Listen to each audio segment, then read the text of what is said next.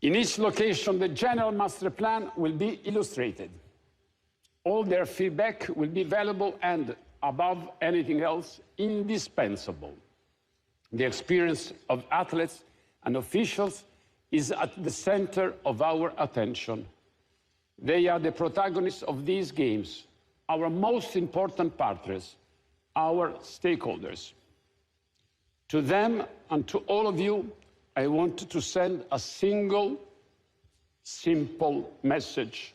Milano Cortina 2026 awaits you with open arms, a friendly smile, and all the energy we are capable of. Thank you, my friends. Thank you, my colleagues. Now the floor goes to our CEO, Andrea Varrier. Grazie.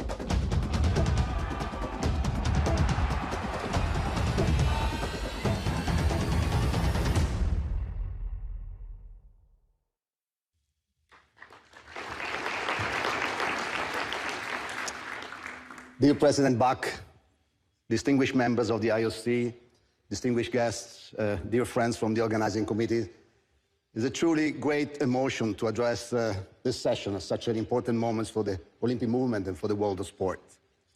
First of all, I'd like to join President Malagho in giving the warmest and most sincere thanks to President Thomas Bach, who has never failed to give Milano Cortina 2026 his support, his encouragement, and his guidance. Grazie, Presidente. Indeed, it is also an important moment for Milano Cortina 2026. As you've seen, today there are exactly 323 days to go until the opening ceremony. Just over 10 months to the fateful evening of the 6th of February, when at the San Siro Stadium, Milan, the Olympic flame will illuminate the path to the athletes and signify the realization of all our efforts. So here we are. To use a sporting metaphor, the bell for the last lap has rung. We entered that phase when we see the finish line, but we have still many challenges ahead of us, where we are so charged with excitement that we cannot wait to face them. We are particularly energized by the wave of enthusiasm generated by President Bach's recent visit to Italy and by the two one-year-to-go celebrations that we staged on the 6th of February and on the 6th of March in Milano, in Cortina, and in all our territories. A marketing research recently carried out by Coca-Cola shows that the vast majority of Italians, more than 8 out of 10, already enthusiastically embrace the Games and the Olympic values. This support that will certainly grow along the way is recorded cross-generationally, as is very strong among young people, both Generation Z with 76% and Millennial with 79%. Moreover, almost 7 Italians out of 10 believe that the Olympic flame, in addition to its universal symbolic value, has the power to bring together and ignite the enthusiasm for the Games, not only in the territories that will host them, but throughout Italy, thanks to the much-awaited Olympic torch relay. It is a positive feeling that we can really sense all around us, and it's testified also by the impressive success of the one-year-to-go celebration in terms of media coverage and digital attention. The high number of accredited media and the resulting coverage is particularly impressive to us. On the digital front, through a multi-channel strategy, we reached highly significant results in terms of engagement. 54.1 million interactions around social media challenges. channels. An equally positive trend is recorded for the Paralympic 1 year to go. Also, excellence are a result of the key programs that we launched in recent months, along with a series of full test events, including world-class short track and figure skating competitions in February, and most recently, aerials and moguls in Livigno. Just a few numbers, starting with the ticketing. Following the success of the first sales phase a few weeks earlier, with a special window from the 26th to the 27th of February, has led to a total of 613,000 tickets sold for the upcoming Olympic Winter Games, including hospitality packages and tickets purchased by the stakeholders. This amounts to over 50% of our ticketing revenue targets, and we are still waiting to start general public sale that will only begin on April 8th.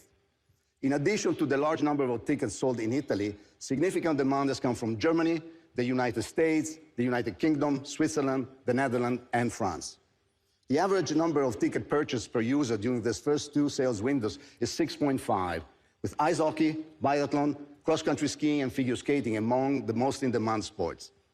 Particularly interesting is the fact that the most active age group so far has been between 25 to 34 years old, with over 30% of the buying of tickets bought, followed by 35 to 45 years of age with around 25%. A further demonstration of the popularity of the games, already evidenced by the research that I just mentioned. The same trend is shown by our volunteer program that has already exceeded the 100,000 applications, and over 50% of them comes from people under 35 years of age. The Torchbearers program, just launched from the stage of the Sanremo Music Festival, is registering tens of thousands of responses, and almost 5 out of 10 are from millennials and Generation Z. A decisive contribution to this wave of enthusiasm came from the successful presentation of our look of the Games, followed in recent weeks by the launch of our motto. Actually, it's more than a motto. We believe it's a dynamic communication system that's applicable to a number of different situations based on facts and a fast call to action. It's your vibe. It's the athlete's vibe. It's the spectator's vibe. It's your vibe. And talking about vibes, regarding the look of the Games, here's a video that speaks louder than words.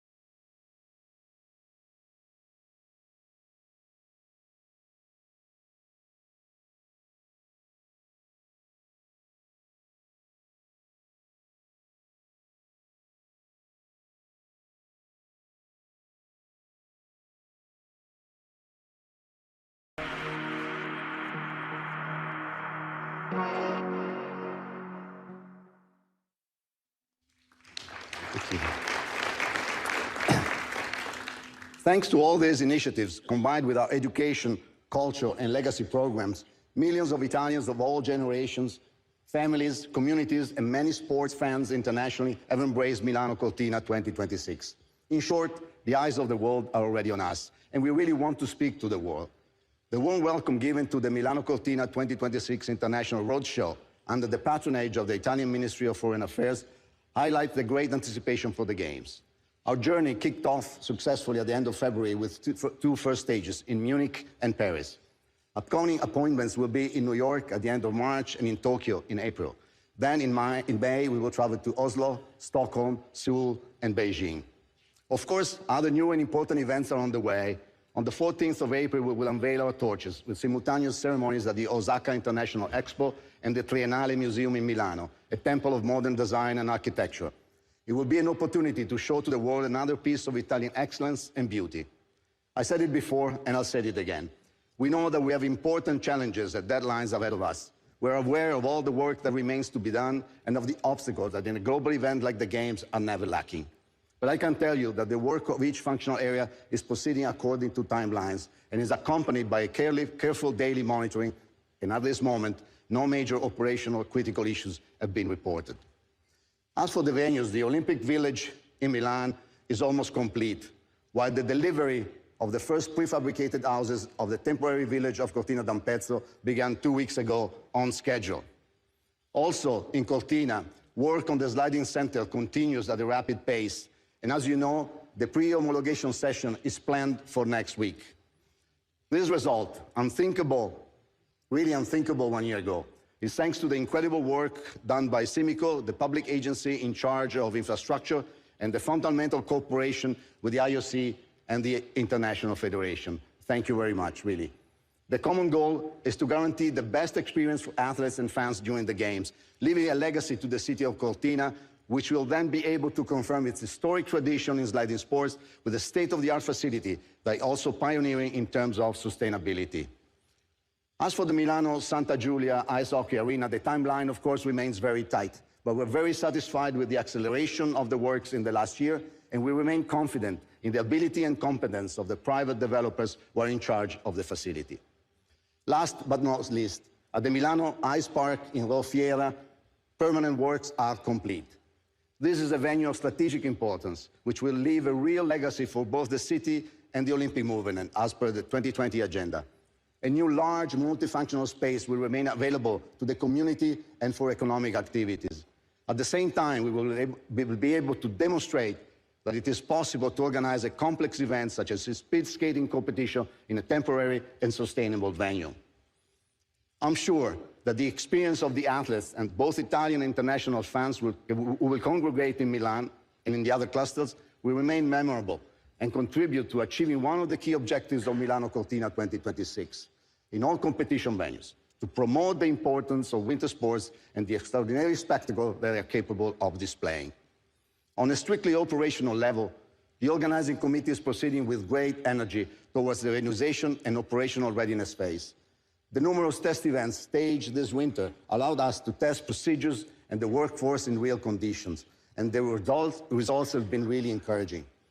Equally satisfying was the testing of the main operation center.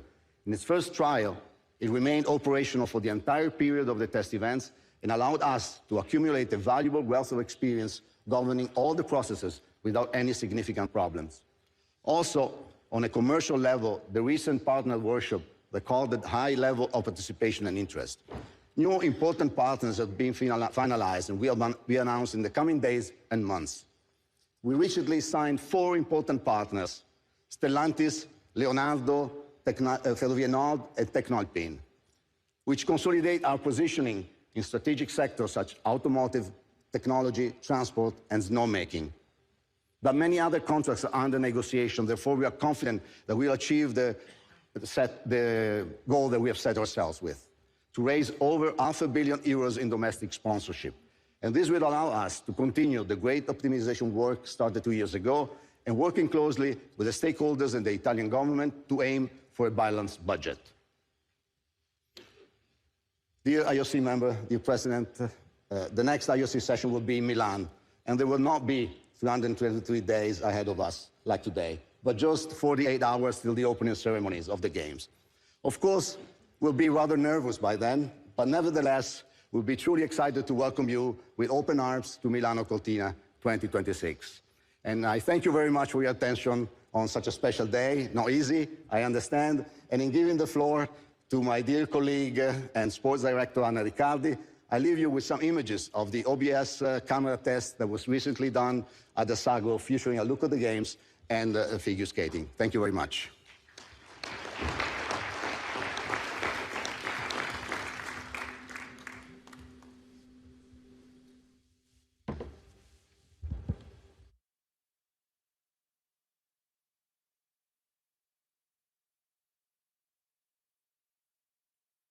Thank you, thank you. Dear President Bach, dear Chair Kloster, dear IOC members, dear presidents of the international federations, it is truly a privilege to be here with you on such a special date, to update you on our route to 2026 and on the activities that our sport department is leading in this crucial phase of our OCOC. As you can imagine, it's quite a challenging time as we are switching from the planning to the implementation. Among the many activities we are carrying out today, I would like to focus on a fundamental element in terms of venuization and readiness, the intense calendar of test events that will engage us throughout 2025 up to Games time. Road to 2026, our test event program, has been created with a strong focus on the priority of the athletes, mainly their safety and their chance to deliver the best possible performance. We are really focused on giving the athletes the ideal situation to compete in. We have been working hand in hand with the international federations, and we are really grateful to them to finalize this strategy, which led us to prioritize venues where we have a newly field of plays, either permanent or by temporary infrastructure. Of course, we have also given priority in building up and train the sport and venue teams that we have to deliver the games, taking advantage of the test events to improve their experience and their ability to work together in real conditions. The strategy also demanded to deep dive in the overall planning and into the specific test event planning, where the exercise has been to move from planning itself to the implementation of the organization of the event. The execution meant a readiness exercise and led the team to deal with the many different issues that emerge in the delivery phase. In general, I'm proud to say that the outcome so far has been excellent and that we are really happy of the overall results. The goals we set ourselves were to achieve a close coordination with the International Federation concerned, their delegates and their race directors. Here again, I must thank the International Federation we have been working with, as their cooperation and integration with our teams has been extremely positive. We seized the opportunity of the test event to achieve a second crucial goal. As Andrea has been saying, we have been testing our main operation center and the international coordination among our different functional areas. Again, this exercise has proved to be super useful for the different departments. And last but not least, our volunteers. We had a huge response and big numbers of attendance in the different competitions, with good feedback both in Milano and in Livigno, a mountain venue where our concerns were quite high. This slide shows the list of the events we have staged so far. As you can see, we had a very large participation both in terms of nations and athletes. The record participation was as expected in ski mountaineering, where such a level has never been reached.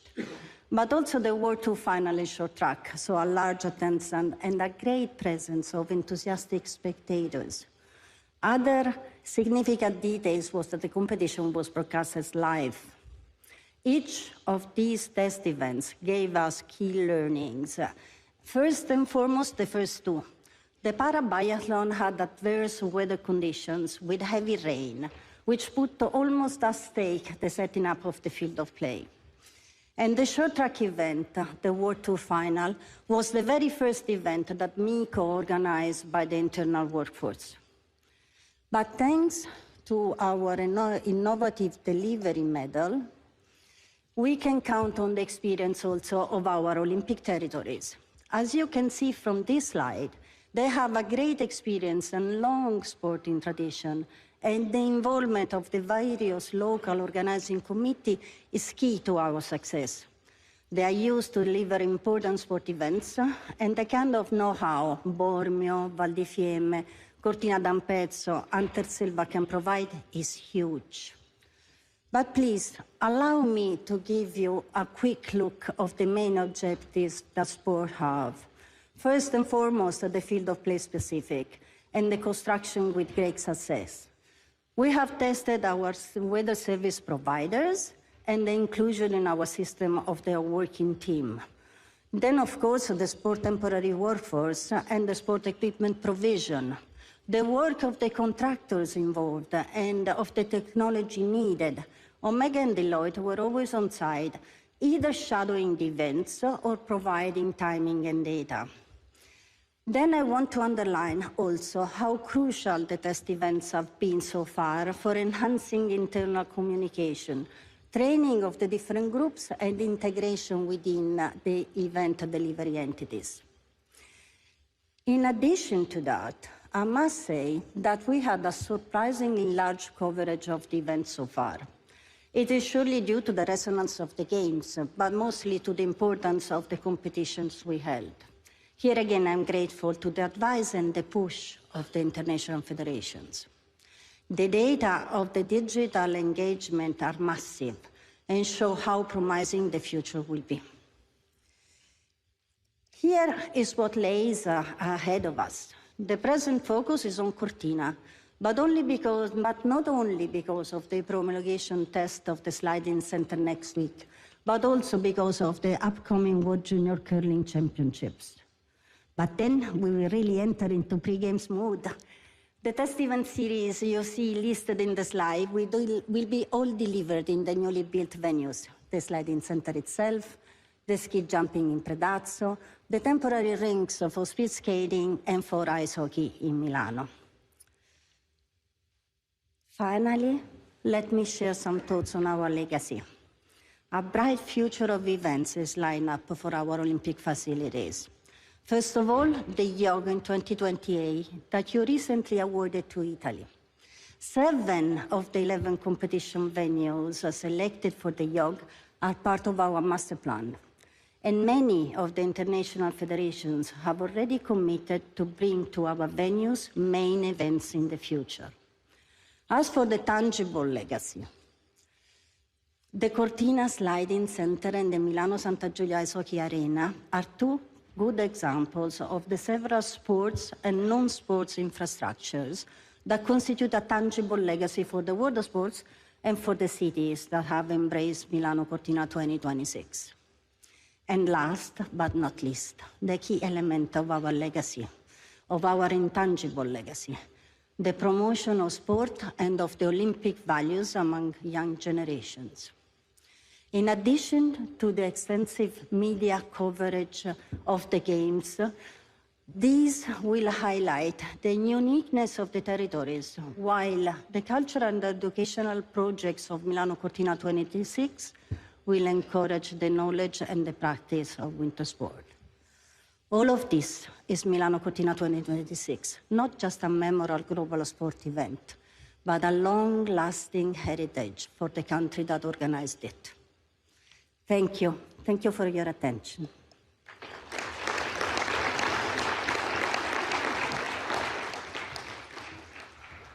Thank you.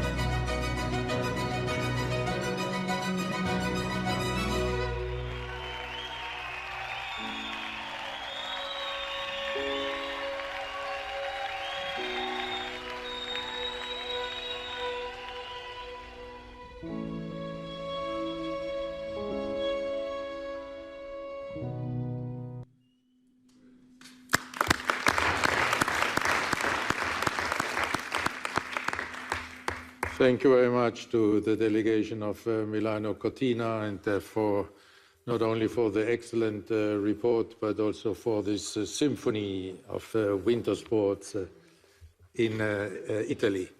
And now I give the floor to the chair of the Coordination Commission, Mrs. Christine Kloster.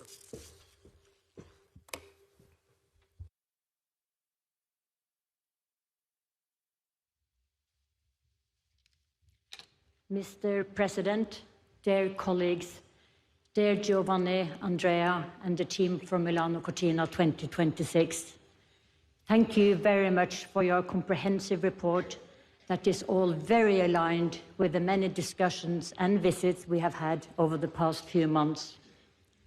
Our most recent visit took place in early February on the occasion of the one-year-to-go event and official ceremony to invite national Olympic committees to the Games.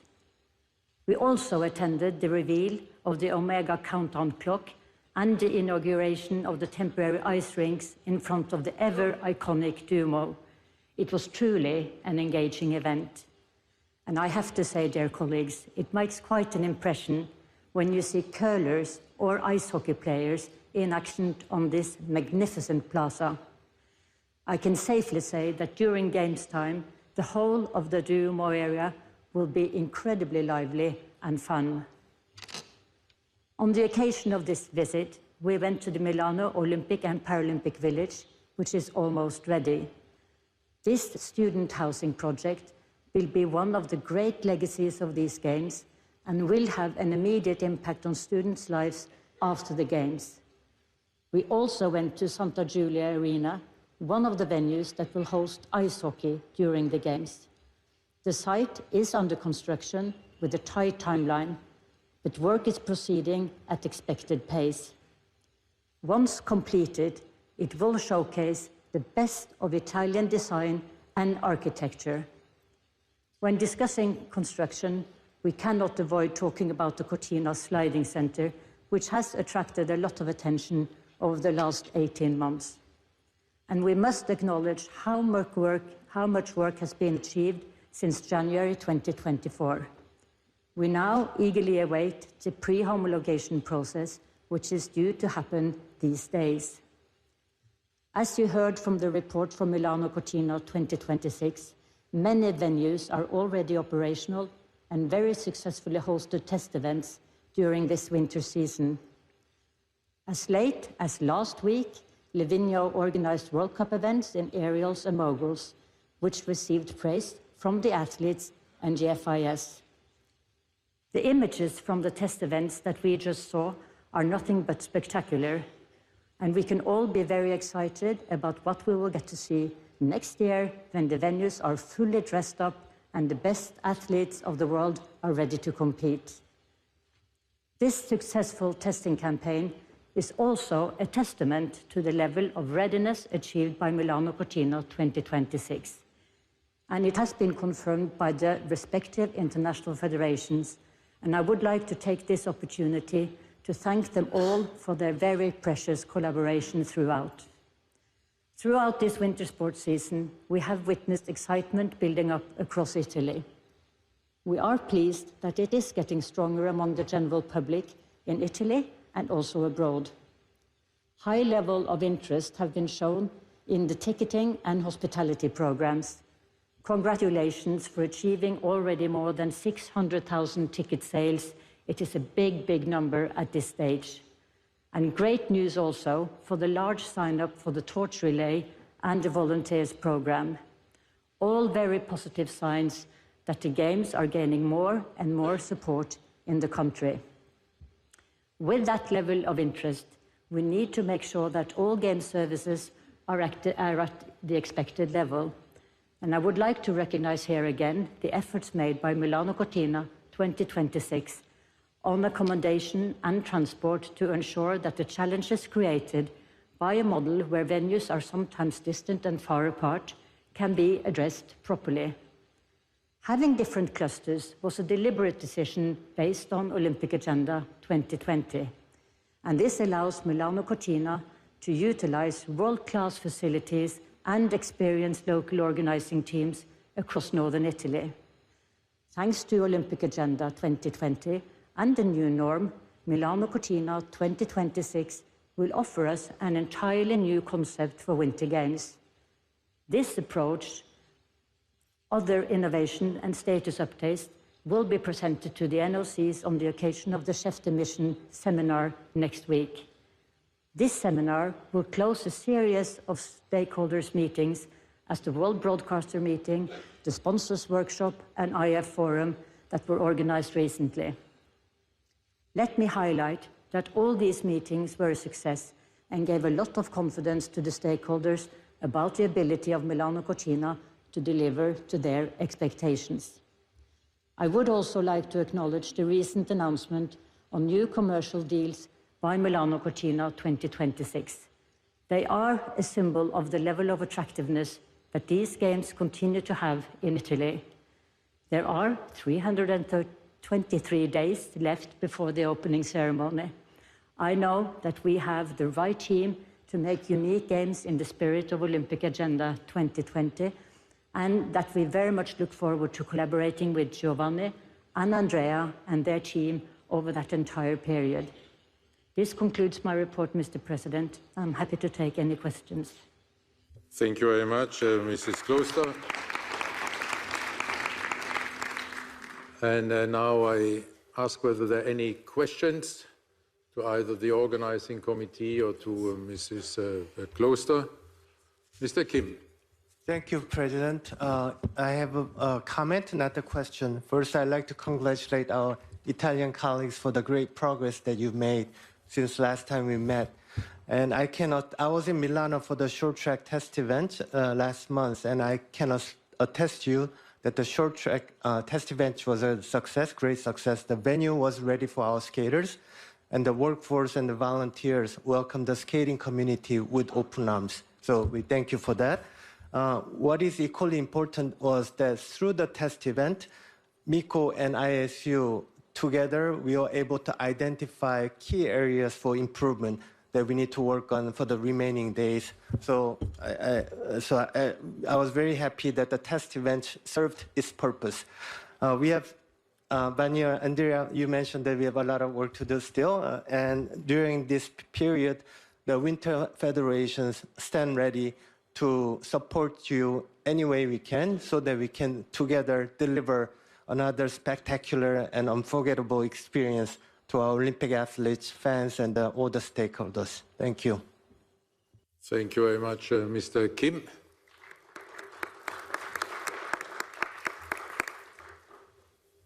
I don't see any other question at the moment. Prince Albert.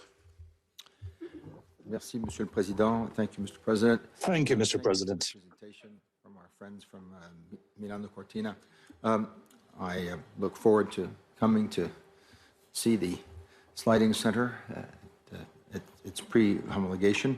But I just wanted to know, what is the exact timeline on the completion of the Santa Giulia arena, please? Thank you. Merci beaucoup, Monseigneur. Est-ce qu'il y a des autres questions? Thank you very much, Monsignor. Any other questions? No, then Milano Cortina. Okay. First of all, thank you to you for your collaboration. It was really precious. The old federation, in fact, during the test events were really very important for us. And regarding your question, we have a plan that is to first part of the work completed in October so that we can enter the venue and start our part of the work. As you know, there is no permanent ice facility in the arena because it will not be used for ice sports following. So we need to install a temporary field of play and also all the surrounding temporary venue. So we will enter while construction is still going on, and the final delivery of the venue will be early December so that we can perform our test event in the first 2 weeks of December. So this is the plan, and this is the way it's going, and at the moment it's perfectly on time according to this schedule. This is to your satisfaction, Monseigneur? Okay. So since there are no other questions, then thank you, Mrs. Kloster, for the a clear and also encouraging report. And to our friends in Milano Cortina, I must say I'm a little bit surprised because, you know, the Italians are very famous and you're taking great pride in your capability to deliver successful events in the last minute. And that you're enjoying in the time running up to the games, that all the rest of the world is very nervous. After these reports today, I must tell you, we are not nervous anymore. But the trust in your capability remains and has even been reinforced today. Congratulations for the great progress having been made.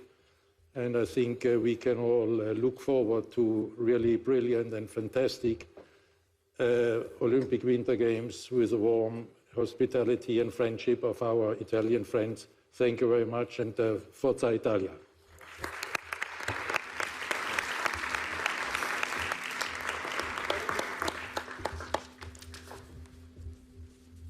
And now, dear friends and colleagues, I invite you to move on to 6.3. These are the games of the 34th Olympiad, Los Angeles 2028. And there I welcome the delegation of LA 2028, which is led, of course, by our friend Casey Wasserman, the president and chairperson of Los Angeles 2028. He is accompanied by our friend and colleague Gene Sykes in his capacity as chairman of USOPC. He's already there, so I have to speed up. Reynold Huber, the LA 28 CEO, and Janet Evans, but all the others are not coming. They'll be up here. They abandoned you, Gene. I'll start, So they'll follow. you have to talk until they arrive. It's all planned. And we will then also have Janet Evans, of course, the Chief Athletes Officer and Olympic champion. So start talking, and then we see how it goes. Very good. President Bach, members of the Executive Board, dear colleagues and friends, this is a big day. But first, Los Angeles. It's an honor to be with you. The last time I stood before you, we were on the threshold of the 2024 Paris Olympic Games, filled with excitement, anticipation, and maybe a few nerves. But what extraordinary games they were. The world united, athletes shone brightly, and the Olympic movement revealed the true power of the Olympic spirit. Last summer was truly magical. We now celebrate a significant transition. The Olympic Games from Paris 2024 to Los Angeles 2028. A new chapter is unfolding, and it is Los Angeles' turn to shine. As a proud native Angelino, I can confidently say the city of Los Angeles is special. It has a remarkable ability to come together in times of adversity. The recent tragic wildfires tested our community, yet they illuminated our resilience and determination. In these moments, the Olympic values of respect and friendship rise from the ashes, reinforcing what makes our city remarkable. The magic of Los Angeles lies not only in its vibrant culture, but in the unwavering spirit of its people. Through challenges, we have witnessed acts of kindness and solidarity that showcase the very best of our community. That spirit will shine through as the LA 2028 team prepares for the Games. The work undertaken to prepare for the LA 28 Games reflects our commitment to demonstrating that Los Angeles will be an exceptional host city.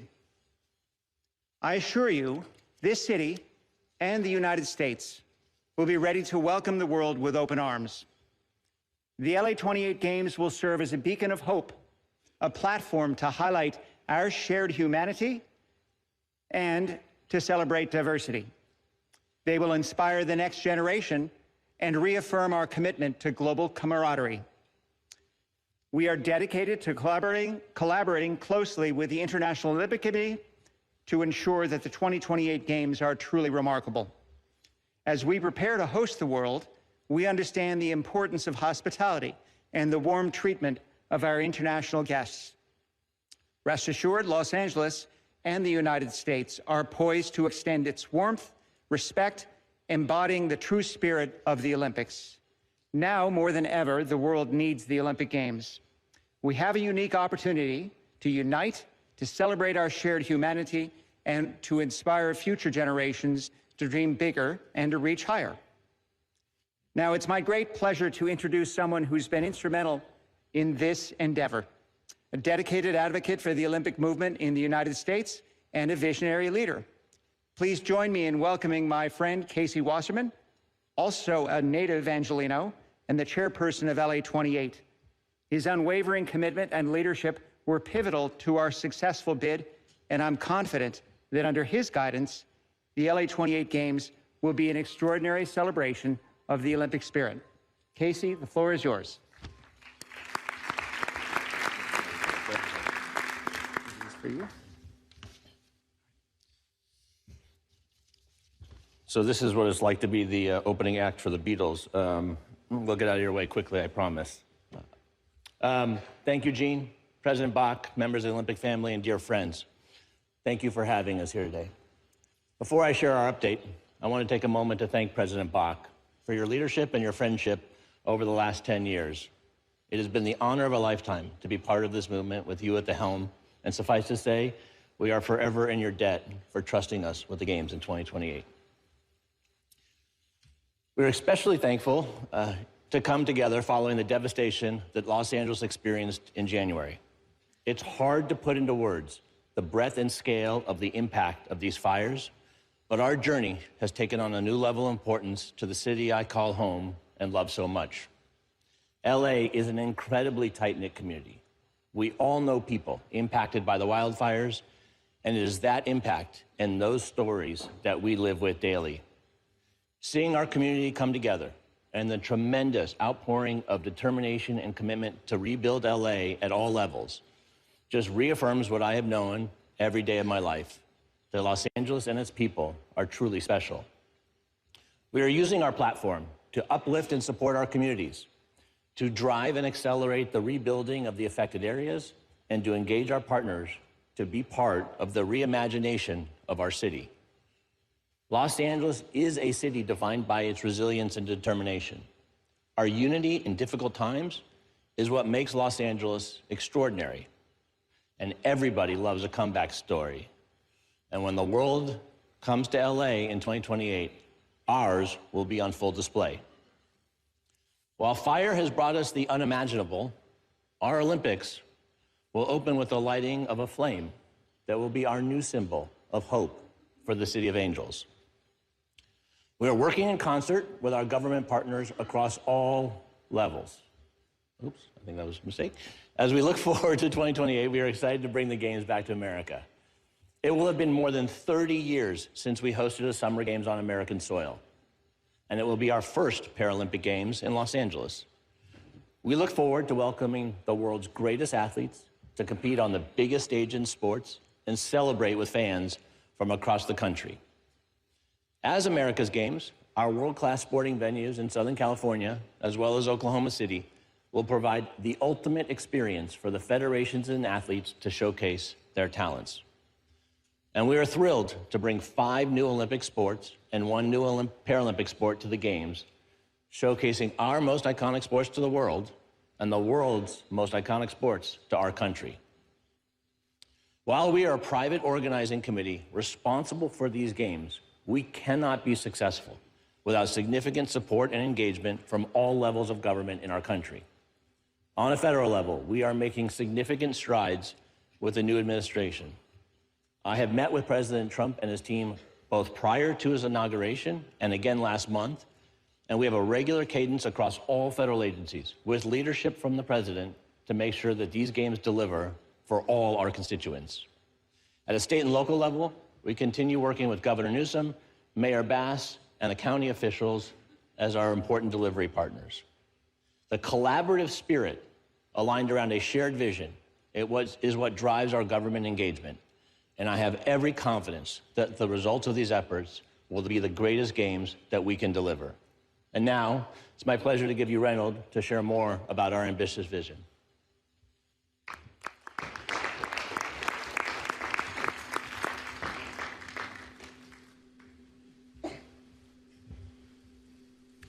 Thank you, Casey. Mr. President, thank you for your friendship, your support of all of us in LA and the OCOG. I will say that, you know, as a retired general officer and now in Angelino for 8 months, it's great to be here. If nothing else, then to actually be back in a uniform with real shoes and the suit and ties. So I appreciate the opportunity. You should tell Casey about that. I know. Well, I'll get him to this. I'll get him one day. Mr. President, as we emerge from the challenging times faced by our community, we have reaffirmed our commitment to our collective vision of creating collectively co-creating what's next, harnessing sport, community, and the power of our differences. Across every level, we are working hard to build and strengthen our partnership with government, athletes, sponsors, and our broader community. But there is much work to do, and we are excited to lean in with all of you and our partners to fulfill our vision. So let me just start by saying that the state of your OCOG at LA28 is strong and getting stronger every day as we add new talent, new expertise, new athletes to our growing team. Since my arrival in June, we've onboarded 75 new teammates to the team at all levels of our organization, with another 75 expected to join over the next 60 days. And I am personally grateful to Christophe Duby, Pierre Ducret, and Gavin McAlpin for their unwavering commitment to LA28. Both Pierre and Gavin have been on the ground with us and have been instrumental in helping LA28 set our course for success. So let me take a moment and highlight a few of our accomplishments since Paris. We've completed the reorganization of our OCOG to operationally plan, execute, and deliver an incredible Olympics and Paralympic experience for the world. We've strengthened our partnerships across all stakeholder groups, including international federations, National Olympic and Paralympic committees, delivery partners, and government entities to further our commitment to co-creation. We have collaborated closely with international federations and city partners to refine our Games venue master plan, prioritizing both the athlete's experience and financial responsibility. And we continue to bring on new partners with us along the way. Behind each of these accomplishments is a dedicated team at LA28 and countless interdependent and integrated plans coming together to inform how we showcase LA28 and the Games to the world. For the immediate next steps, we'll start to focus on our April IOC Executive Board meeting, where we'll seek approval on 4 of our key major deliverables: our Olympic venue master plan, our Olympic event program and Olympic athlete quota, the accommodations allocation plan, and our ticketing pricing. As I look further down the road at the horizon in 2025, at the end of the year, all of our initiatives, I think we are well positioned to generate, deliver, engage, and enable to unlock our critical priorities of the OCOG. And here I'll just highlight a few of the things that are to come. This month, we will close 2 key enabling agreements on our infrastructure and telecommunications contract. Together, these 2 agreements represent a substantial step toward Games delivery and experience. In May, with the tremendous help of my friend Etienne, who is serving as a senior advisor to the OCOG, we will have completed our initial versions of our functional area operating plans that will inform our future planning decisions. In June, we look forward to our next COCOM engagement, and we're excited to showcase our new headquarters space in downtown LA. Eventually, we'll occupy over 160,000 square feet and 9 floors of the building, with amenities like a 500-seat auditorium, a penthouse event space, and even retail space. And, for those inclined, a rooftop helicopter landing pad to beat the traffic. The upcoming decision on our current program will allow us to finalize our competition schedule by session. And this schedule we have developed over the past year in close collaboration with the international federations and OBS. Our goal is to release the competition schedule publicly after the IOC Executive Board meeting at the end of June. We continue to prepare for the World Broadcasters Briefing in July, as well as our first release of the NOC and NPC Open Days, which will also happen this summer. And in the second half of the year, I feel confident that we will deliver our stakeholder engagement and services plan. And finally, we will also finalize our competition and non-competition venue agreements. Taken together, 2025 will be a major operational delivery year for us. And I know I speak for Casey when I say we are both so incredibly proud of our team and have every confidence in our path forward. So let me turn briefly to our community. The unimaginable and tragic events in Los Angeles earlier this year provided us an opportunity to rethink and reimagine our role in the community. The wildfires were devastating to our friends, our colleagues, and our community. And yet they served as a reminder of our resilience, our unity, and our strength. And that is why I believe it is important for LA 28 to be viewed not only as an Olympic and Paralympic organizing committee, but as a civic organization. Reflective of LA's close-knit community, our LA 28 team has volunteered more than 230 hours helping our neighbors across LA since the start of the fire. And that number continues to grow each week because together, and with the help of the IOC, we are LA Strong. And as we rethink our role in the community, I've asked the city for an extension on our impact and sustainability plan that was originally due at the end of this month. This additional time will allow us to refine our plans with the help of the IOC and explore new and expanded ways to deliver a positive and more resilient and sustainable games. In terms of impact, we're very excited about the incredible opportunity for local businesses to benefit from the economic upside of hosting the games in LA. Here, we're actively engaged with the city and our business leaders to find ways to promote economic growth and opportunity for local and small businesses. And at the end of last year, with the help of Mayor Bass and her team, we hosted the first of what will be a series of procurement workshops in advance of rolling out our local and diverse supplier programs. We believe that this program will drive our commitment to expand access and economic opportunities across LA and the region.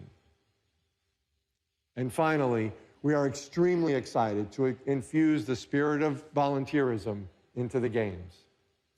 I was particularly moved by the volunteers in Paris who played an integral part in delivery and fan experience. It is that Olympic spirit of volunteerism that we need in LA now more than ever.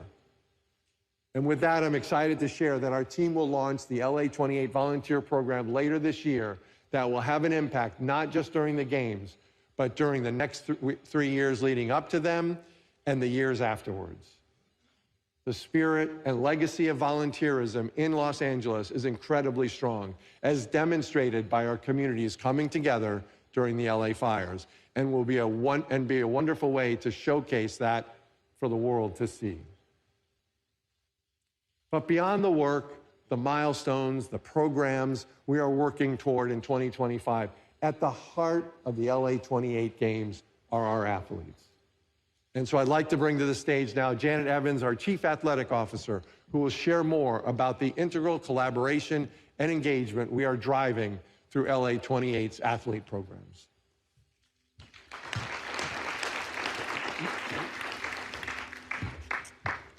Hello. Thank you, Reynold. Thank you, Casey, Mr. President. I am so proud of our athlete team, which is dedicated to holistically supporting athletes on and off the field of play. My team oversees the LA 28's Athletes Commission, comprised of 16 passionate members, 8 Olympians and 8 Paralympians, plus 6 ex officio members. Our Athletes Commission acts as an advisory board to infuse their insights into LA28's planning, ensuring an inclusive, innovative, and seamless experience for all athletes before, during, and after the LA28 Games. They represent the voice of the athlete for LA28 and stand at the ready for all LA28 departments, leveraging their respective fields of expertise. In addition to our Athletes Commission, we launched our Athlete Fellowship Program in 2021, which I'm very proud of.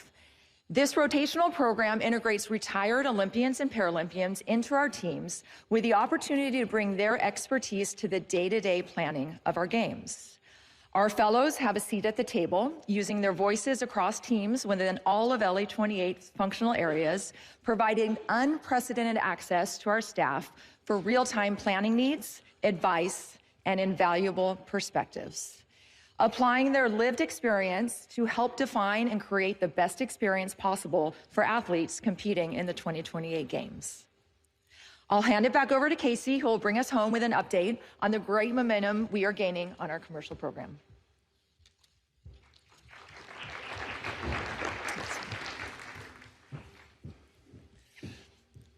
Commercially, we are continuing to experience the positive impacts of the Paris Games. So I specifically want to thank Tony and the entire Paris 2024 team for reminding the world just how special the Olympics are. Last year, and in the first couple months of this year, we have closed over $500 million of sponsorship revenue with the brands you see here. And our pipeline, as it exists today, will get us to 80% of our lifetime goal of $2.5 billion in sponsorship revenue in short order. This is an area we feel very optimistic about and look forward to closing many more deals in the coming months. LA 2028 is next. We have 1,212 days until we welcome the world for the Olympic Games and 1,244 days until the Paralympic Games. We will stage the Games with sport and athletes at its core, with fans and the broader Olympic family as its soul, and Los Angeles and America as the canvas. And that, as we say in Los Angeles, will be showtime. Thank you.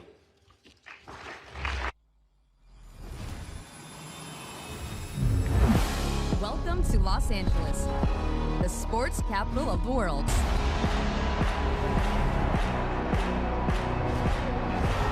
The city boasts of 11 professional sports teams, some of the biggest on the planet. We've got more D1 collegiate sports schools than any other city. And if when it comes to the weekends, you're not out supporting any of your favorite LA teams, you're probably playing sports yourself.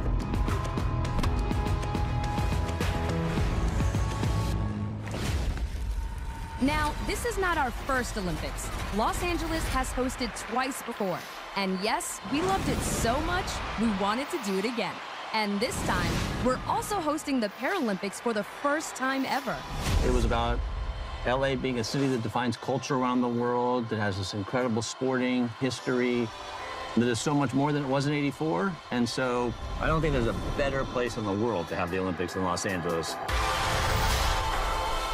The venues, the backdrop, the weather, and we love welcoming the world to our city, so what better place? LA28 is already supporting our future athletes. With a $160 million commitment from LA28 and the IOC, we are helping to make sports affordable and accessible to kids of all abilities across the region through a program called Play LA. So who knows? Maybe one of these young athletes could be the next gold medal winning hero. We can't wait to welcome the world to Los Angeles.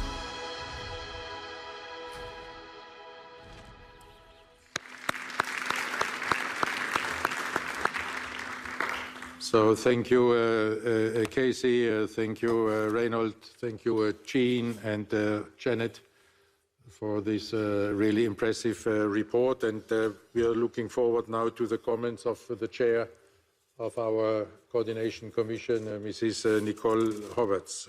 You have the floor, Madam Vice President.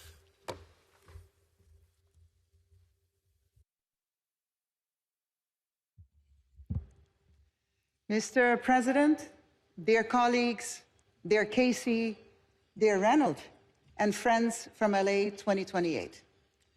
Thank you for that detailed presentation you have just given, which has confirmed how much has happened in Los Angeles since we were last together in Paris last year. I cannot begin my report without sharing once more our thoughts with those impacted by the wildfires earlier this year. Our hearts really went out to you all in January during this very difficult period for the city and for the state of California. We hope that the Olympic Games in 2028 can serve as a rallying force for the communities which suffered greatly, that the preparations can go hand in hand with the important rebuilding efforts. You have our full support. In the last 6 months, the organizing committee has undergone an intense period of reorganization under the leadership of Casey and Reynold, who was appointed as CEO shortly before the Paris Games. A new governance model has been implemented. A large wave of recruitment is taking place with a particular focus on operations. New dynamics have been established in the relationship with all delivery partners and Olympic stakeholders. These changes were necessary with the acceleration that comes with becoming the next host of the Games and receiving the undivided attention of all the stakeholders. As a priority, LA 28 has to confirm the building blocks of the project as presented by Reynold, such as the venue master plan, the exact list of events and quota, ticket prices, and the accommodation allocation plan.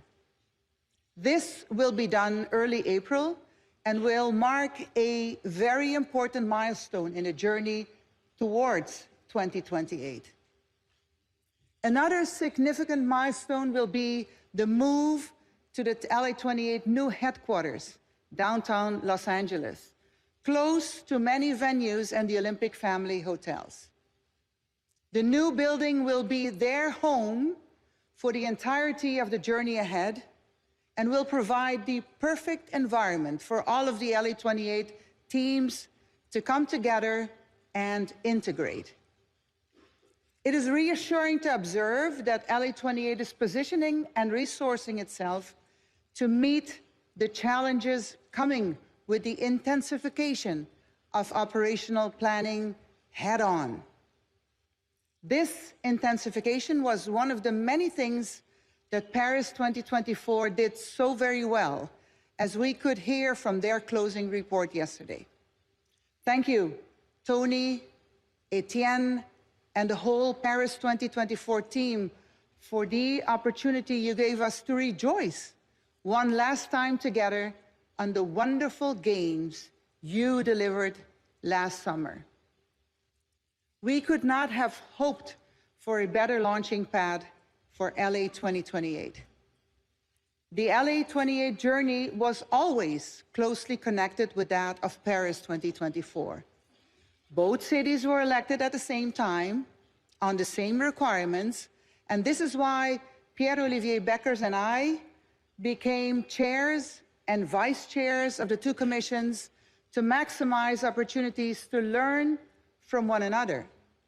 And you can be sure, therefore, that the 19 recommendations included in the final report of the IOC on Paris 2024 will serve as a guiding principles for our COCOM moving forward. Thank you very much, Pierre-Olivier, for the outstanding work you did and for our excellent collaboration. Collaboration is one of the key mantras promoted by Reynold since he has arrived in his role. He and Casey completely understand that games delivery is a team sport. Over the last month, we have witnessed a significant acceleration of interactions with local, state, and federal partners, and this is very welcome. We were very pleased to hear your confirmation, Casey, that the full support of the government has been confirmed. And we have every confidence that you, our American friends, will make sure that these government relations will continue to blossom and fortify in the near future.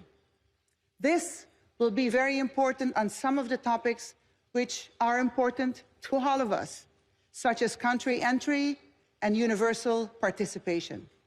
Thank you, Casey, for driving this forward. On other fronts, there are now weekly meetings with the City of Los Angeles, and this is really important to ensure priorities are aligned and resources made available accordingly. I was personally pleased to have been able to meet the Mayor, Karen Bass, and her special representatives responsible for the Games at City Hall when I was last in LA a few weeks ago. They pledged again their full support to the Olympic project and expressed how important the Games are to Los Angeles, even more so after the wildfires. I'm also pleased to report that interactions with Olympic movement stakeholders are increasing. The IFs participated in a transition seminar in January. The marketing partners had a workshop in early March. There are NOC open days in May and August, and plans are already well underway for the World Broadcasters meeting in July. As the organizing committee embarks on its operational planning phase, we must ensure that they approach it through the lens of stakeholder experience. The stakeholders are certainly eager to learn more about these plans so that they can build their own most effectively.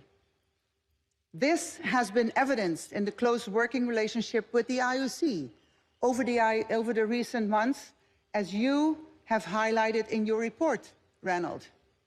And this enhanced level of collaboration has proven invaluable to the progress of the venue master plan that will be submitted in a few weeks to the IOC Executive Board.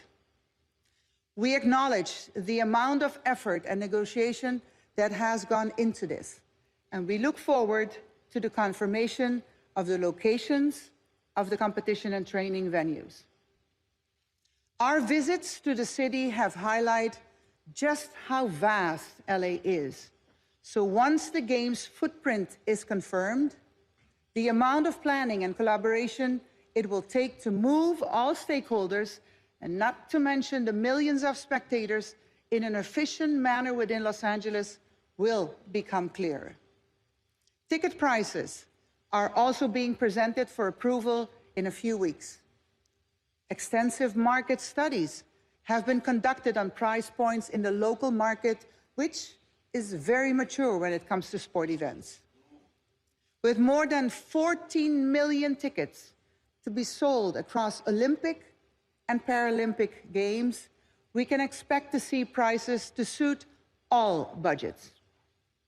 One of the key legacies of the LA 28 Games will be the Play LA program that provides sport for kids in the city free of charge.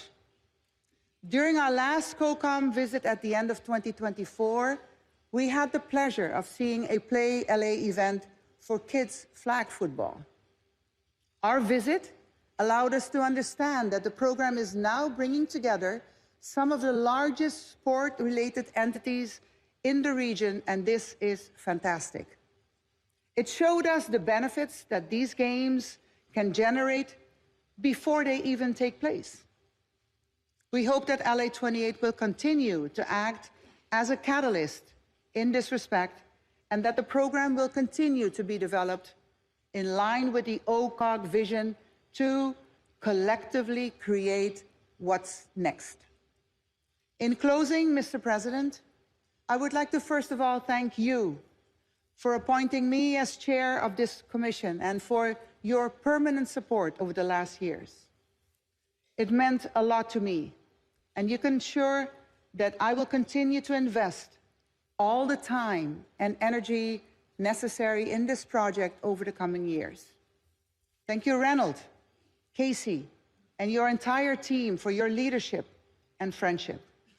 We look forward to sharing the 1,212 days until the Games, who's counting, Casey, with all of you and make these Games something truly special. This concludes my report, Mr. President. Thank you. Thank you very much, Mrs. Horvath, for this excellent report. And I ask whether there are any questions open. Mr. Ingmar de Vos. Thank you, Mr. President. Dear colleagues and friends, thank you, Casey, Jean, and Reynold for your presentation, and Nicole for your report. Thank you very much. First of all, I would like to thank the IOC for having organized in January, 21st of January this year, this Los Angeles 28 International Federation Transition Seminar. And I think it's an initiative that we probably should consider to organize on a regular basis, because it's allowed to interact directly and to avoid a lot of other interactions. It has allowed an intensive and a necessary dialogue between the organizing committee, the IOC, and the international federations, a bit to redefine the priorities and the timelines in the preparation for the Los Angeles Games, but it also showed that there were some important delays in the planning. But the dialogue has also allowed to put ourselves a little bit back in our comfort zone, that there is a plan. Some venues still have to be confirmed, and it's absolutely necessary that the venue master plan will be finalized the sooner the better. At the same time, we are of course waiting for the confirmation of the quota and the events that will be decided by the IOC Executive Board on the 9th of April. And it's only when we have this confirmation that we can finalize the qualification systems, competition schedules, the timetables. And it would be good for the future, I believe, to take a closer look at the timelines in order to define this decision-making process. But allow me to maybe ask some specific questions. So when will this venue master plan be finalized? That's an important question, I think. And again, as I said, the sooner the better. Is there a specific games event delivery model overall, or will it be varying according to the needs of the different sports and the different disciplines? And also remembering the discussion we had in Paris last year, can you clarify how the anti-doping program will be organized and what will be the role of the International Testing Agency in this regard? And then last but not least, I was a bit worried when I saw a list published in the New York Times, because you say, Jean, I really appreciate when you say Los Angeles and the United States will welcome everyone with open arms, but in this list published in the New York Times, there is a red list of 11 countries where all travel to the United States is banned. There is an orange list of 10 countries with visas sharply, I quote, sharply restricted, and then a yellow list of 22 countries on a 60-day watch list. So what will you do to ensure to obtain the necessary guarantees from the US governments that all the athletes and their entourage will be allowed to come to Los Angeles to live their Olympic dream? Thank you very much. Thank you very much, Mr. De Vos. Prince Albert. Thank you, Mr. President. Congratulations on both presentations. Thank you so much to see that things are progressing. Just one question, and put on my hat as chair of the Sustainability and Legacy Commission. And I know you haven't filled all the positions yet, but will there be a director of sustainability and legacy among your staff? Thank you very much. Thank you very much, Prince Albert. Mr. Pau Gasol. Thank you, Mr. President. First of all, I want to echo Nicole's words, extending our sympathies for the LA wildfires that touch really, really close to our hearts, especially as someone that has lived in the city for so long and has a special tie to it. And echo also, obviously, the Ingmar's points that are very important, but at the same time, you know, I just want to send a message of, you know, motivation and encouragement. Paris definitely raised the bar. We saw incredible games. We're so proud and excited to have seen and celebrated the Paris Games, but it provides LA a unique opportunity to continue to raise it. LA has its own iconic venues, and I'm glad to see that the team continues to grow and strengthen. Reno, under your also leadership.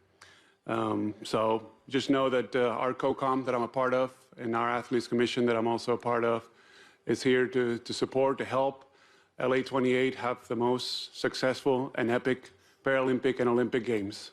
So just count on us. We're your partners, and our team is extremely motivated and devoted to it. So thank you very much. Keep up the great work. Thank you very much, Mr. Gasol. Mr. Bartoszek Badbold.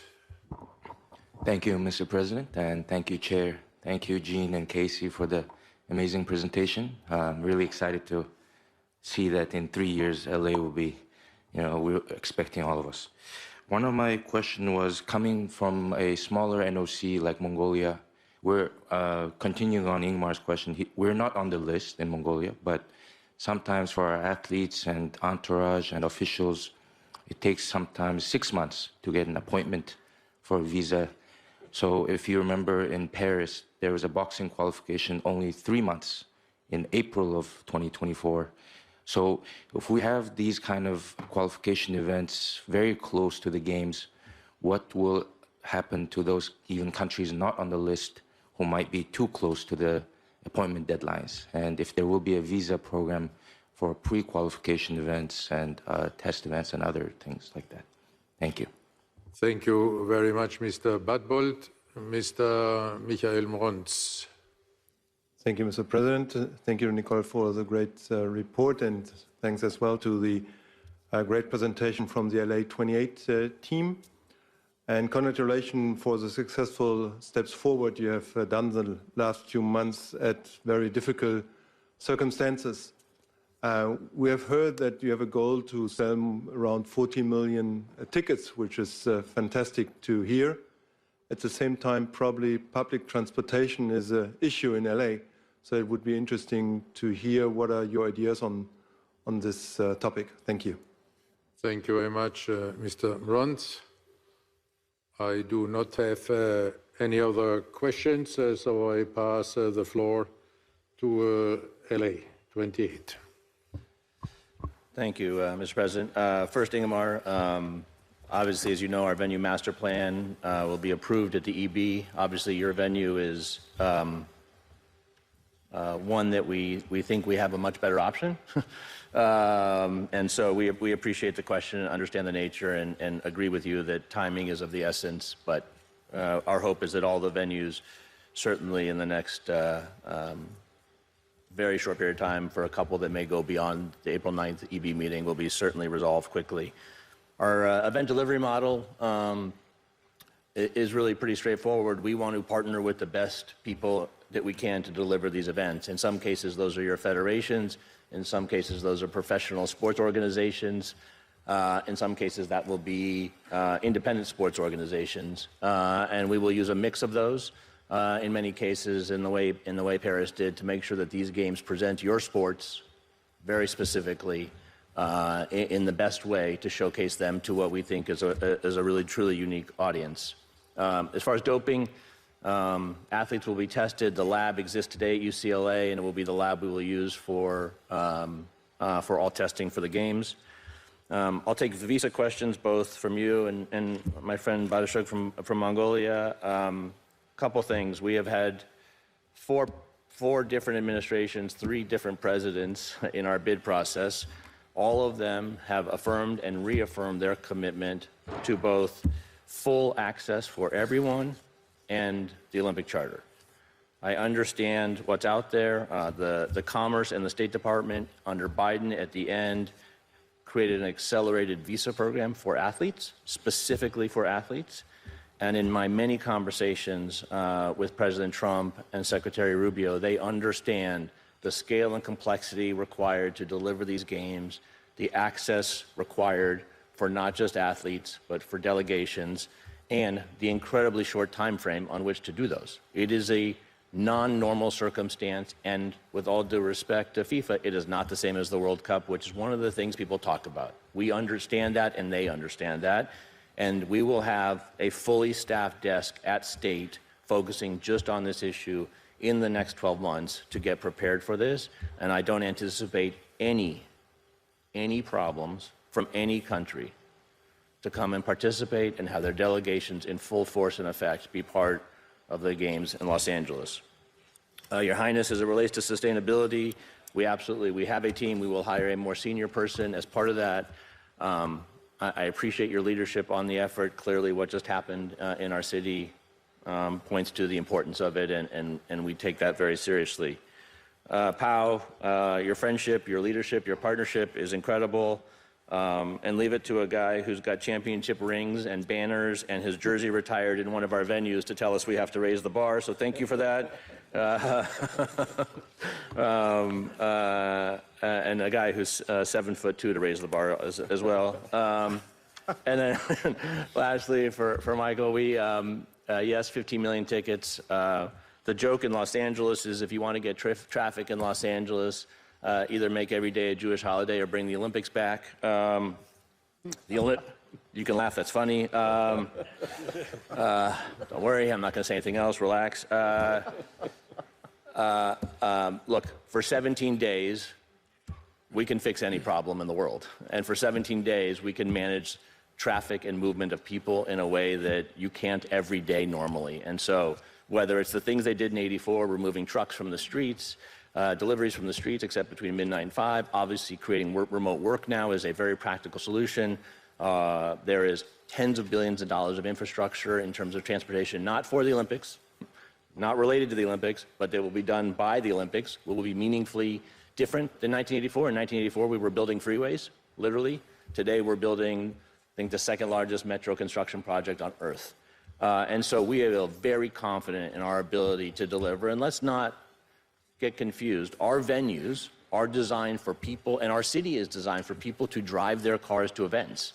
They won't drive them in the same quantities at the same scale they do today, but that will also be a part of our delivery because it would be a mistake not to take advantage of the venues that are designed and the use cases they are designed for. And with that, Mr. President, I think we're done. Thank you very much. Again, Mrs. Roberts and Casey and all the team. Thank you in particular for all the assurances you have been giving. And as we have repeatedly said, we have full confidence that your relations with all levels of government, together in a team with the USOPC, will bear its fruit for the sake of the success of these Olympic Games in Los Angeles. I also would like to express what some of you, Nicole and Pau, have emphasized, how much we admire the resilience and how much we admire how you make the Games part of the solution after this terrible strategy. This is the spirit of the Angelenos, and this is the Olympic spirit. All the best in this endeavor. The IOC will always stand at your side. Thank you.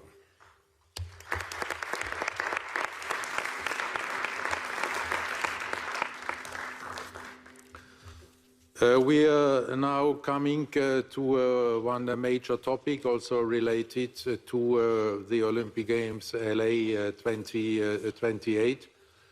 and this is the status of boxing in the Olympic program. You know that so far boxing is not on the program. In LA, not because of the sport we always wanted to have, and the sport we are enthusiastic about. One of the key sports in the Olympic program is boxing, but because of problems with the, to say it in the most mildest form I can express, is the poor governance of an international federation of which we had to withdraw the recognition by a unanimous vote of the IOC session, or I think, was it unanimous or one vote against? It was an overwhelming majority there a couple of years ago, and we are arriving now at a new stage in these developments, and to report about this new stage and the conclusions the session may draw from this to report is the chair of the program commission, Mr. Karl Stoß. Welcome, and you have the floor.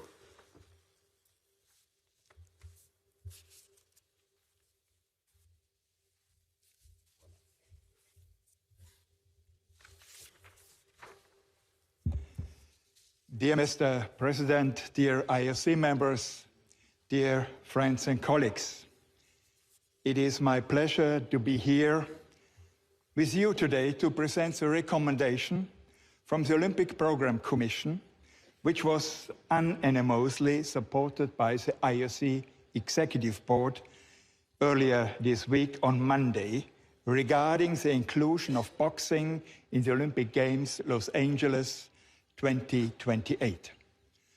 The sport of boxing has a long and rich history at the Olympic Games. Boxing was first included in the modern Olympic Games in 1904 in St. Louis, and has been contested at every Summer Olympic since, except for the 1912 Games in Stockholm, due to a Swedish law banning the sport at the time. And women's boxing was added to the Olympic program 2012 in London. So on the road to Paris, 7 qualifying tournaments were organized by the IOC, featuring 2,212 athletes from 172 NOCs and the boxing refugee team. In Paris, 68 NOCs were represented, the refugee Olympic team and 31 different NOCs medaled across the 13 events. This was the highest ratio of competing NOCs to medal in one sport across any sport at the Olympic Games. 7 medalists were Olympic scholarships holders, and boxing has the second highest ratio of Olympic scholarship holders earning Olympic medals. Additionally, boxing provided an opportunity for success for smaller nations. So, for example, Cape Verde claimed its first ever Olympic medal in bronze. And Cindy Nyangaba won the first ever medal for the refugee Olympic team, also in bronze. The LA 28 Olympic host contract refers to the athletes quota and event numbers from Tokyo, which includes boxing. Consequently, boxing remains part of LA's 28th operational planning and will not impose any additional burden on LA 28 or the IOC. Venue plans are also in place. As we know, the questions about boxing, as the President mentioned before, have not been about the value of this sport itself, but about the governance of the sport by the previous international federation. Importantly, in this regard, the IOC recently provisionally recognized World Boxing as the international federation governing the sport of boxing at the global level. As today, World Boxing has 88 national federations, which already is an increase of 6 more since the IOC-EB. The new national federations include key countries such as China, Turkey, or Greece. With these new members, the NFs of World Boxing now represent 69% of the boxers and 73% of the medal winners at Paris 2024, and 500,000 registered and competing boxers worldwide. On the regional side, World Boxing has received the official endorsement from ANOCA General Assembly, and just over this past weekend, the World Boxing Pan American Regional Confederation had their first official General Assembly. And at this coming weekend, the European Boxing Confederation will have its first official General Assembly in the Czech Republic. At the end of my presentation, please allow me to thank all the members of the Commission for the outstanding support and the valuable inputs. And also big thanks to the excellent and extraordinary supportive work of Kit and the whole team of the Sports Department. Thank you, members, for your consideration of the confirmation of the sport of boxing in the program of the Olympic Games Los Angeles 2028. I will now hand it back to President Bach to proceed with the vote. Thank you very much, Mr. Stoß, for this very clear report. Are there questions? Well, you have been extremely clear, apparently.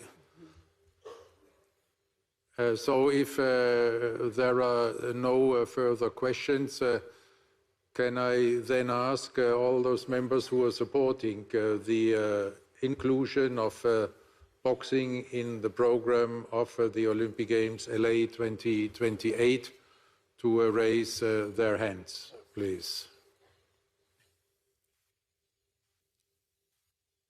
Thank you. Any no's?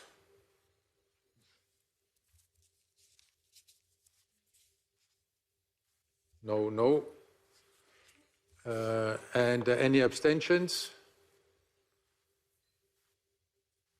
Then I don't see any abstentions. Then thank you for this approval of having boxing back in the Olympic program. We can look forward to a great Olympic boxing tournament.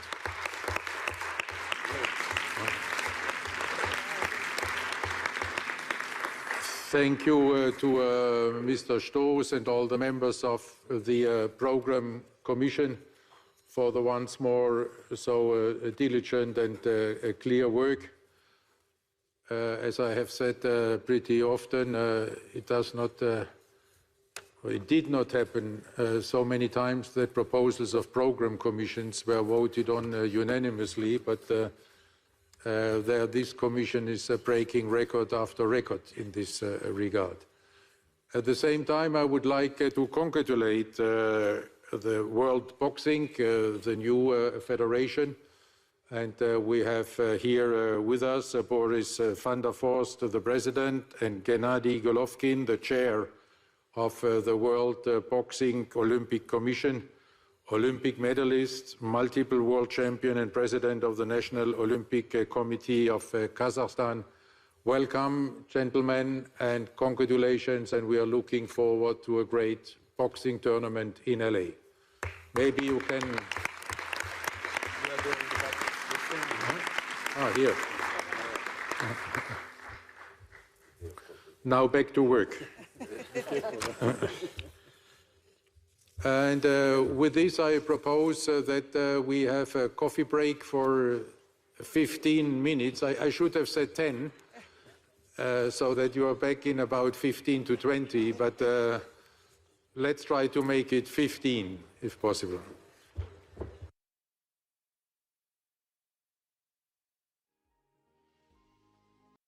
Dear friends and colleagues, okay. Okay, I was not aware that I will be becoming a lame duck so quickly, even before the elections, you know, that nobody listening to me anymore. But we should start anyway, and we are proceeding with 6.5. These are the games of the 35th Olympia Brisbane 2032. And there I welcome the delegation led by Mr. Andrew Liveris, the president of the organizing committee. Welcome, Andrew. Accompanied by Mrs. Cindy Hook, the CEO, and Brendan Keane, the director of sports. And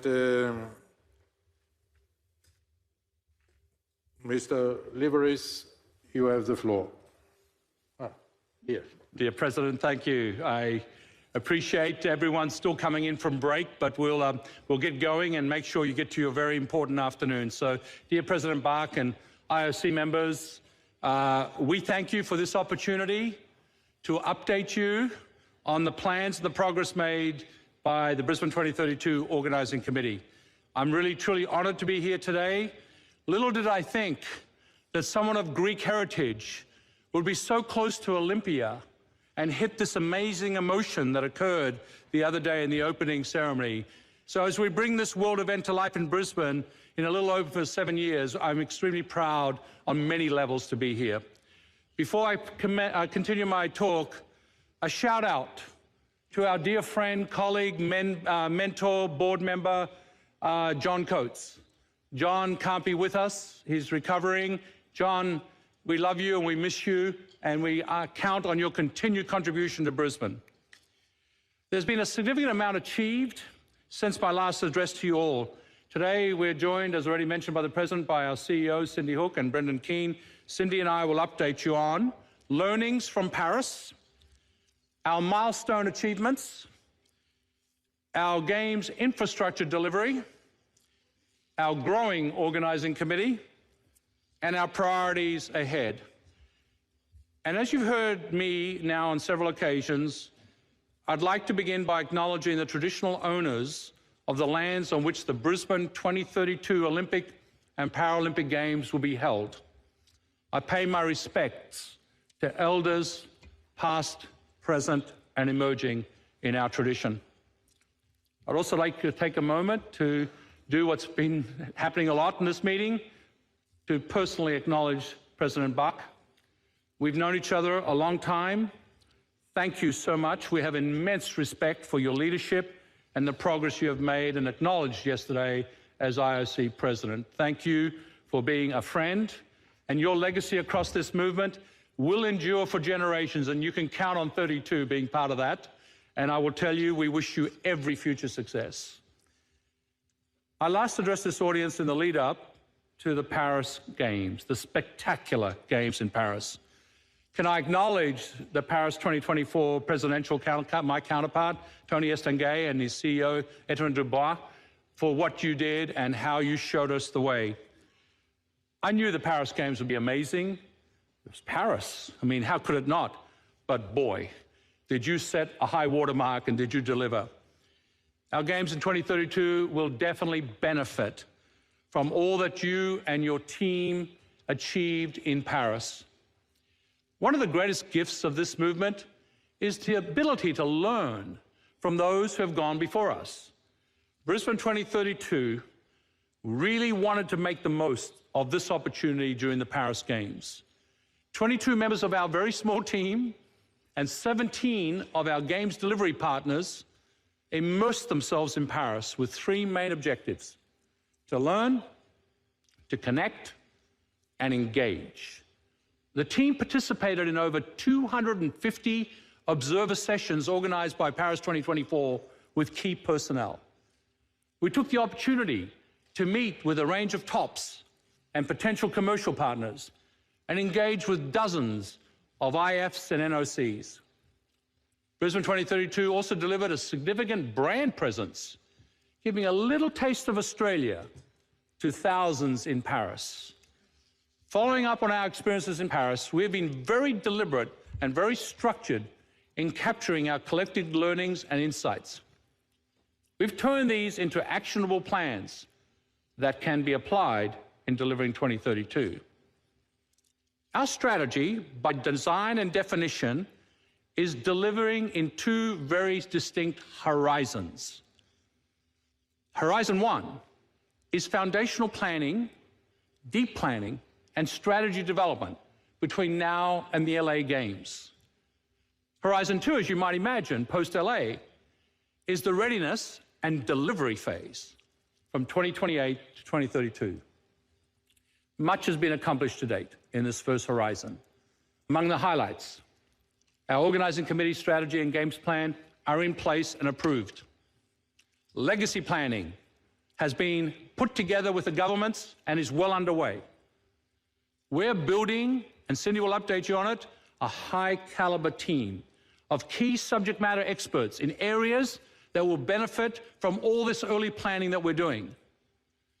We have prioritized building collaborative relationships with our games delivery partners at all levels of government, as they are critical to a successful games. And our brand blueprint and commercial strategy are set, guiding our preparations to market our games to the world, inviting athletes, partners, and fans to experience the very best that Brisbane and Queensland and indeed Australia have to offer. In the years ahead, through to the LA 28 Games, we will deliver the following: the fun stuff, if you like, our vision, our emblems, our visual assets, finalizing our venue master plan, which, as we've heard already from the other OCOGs, is a work in progress, and our sport program, our commercial and procurement offerings, with unique opportunities to partner with the Brisbane 2032 Games, a full-scale community engagement program, meeting with communities right across the length and breadth of Australia and Oceania, progress on our commitments across First Nations, our Indigenous citizens, and sustainability initiatives. And of course, we're looking forward to that amazing moment to be part of the closing ceremonies in Los Angeles, where the torch will be officially passed to Brisbane as the next host of the Summer Games in 2032. This year, we approach this 7-year mark, which should resonate with all of you until our Games. That was previously the milestone where Games have been awarded. This 3 years has not been wasted. We've put in place all the planning on the 7-year milestone with our brilliant basics intact and in place. I want to dwell on one particular aspect of what we're doing because it resonated so much from Paris, and that is our community engagement program. Inspired by Paris's incredible approach to community engagement, where they brought all of France to the table, the board of Brisbane 32 and I have committed to embark on a series of community roadshows, actually kicking off next week, where we'll meet with everyday Australians to speak about what it means to host these amazing games.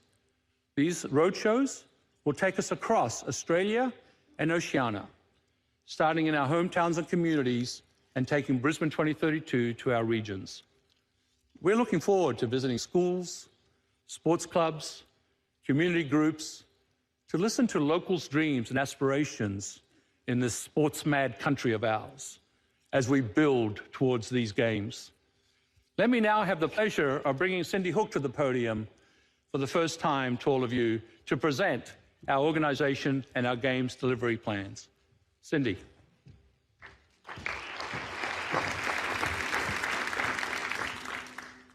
Good afternoon, everyone, and thank you, Andrew. It's truly a pleasure to be here. So successfully delivering the Games will require a true team effort, and I am building a team with considerable global Games experience. I want to thank the current 35 members of our Brisbane 2032 team, whose work it is that Andrew and I are updating you on today. I also want to update you on 3 recent executive appointments. First, our Chief Commercial Officer, Francois Xavier Banali. You may know him. He led the commercial success for Paris 2024 and started with us in November this year. He's already made a significant impact in our local market. And a name very familiar to those here today, I'm delighted that Kit McConnell will join Brisbane 2032 as our Chief Sports Officer in July this year. Yes, I agree. This is an executive level appointment. It's a clear demonstration that I am putting the athlete experience at the center of Games planning. Kit will lead on IF and NOC relations and will be working to finalize our sports program as his first priority. I've also recently recruited a Chief Strategy and Optimization Officer who will continue to drive Brisbane 2032's very strategic approach and lead our optimization efforts. Look forward to an announcement on that role next month. Now, turning to our focus for the year ahead. First, in the impact portfolio. Last year, we worked really hard with our Games delivery partners to develop the Elevate 2042 Legacy Strategy. This aligned a very diverse group of stakeholders behind a common vision of what legacy benefits we wanted to deliver. Now, we're designing the programs and funding mechanisms to deliver the legacy impact that was articulated in that strategy.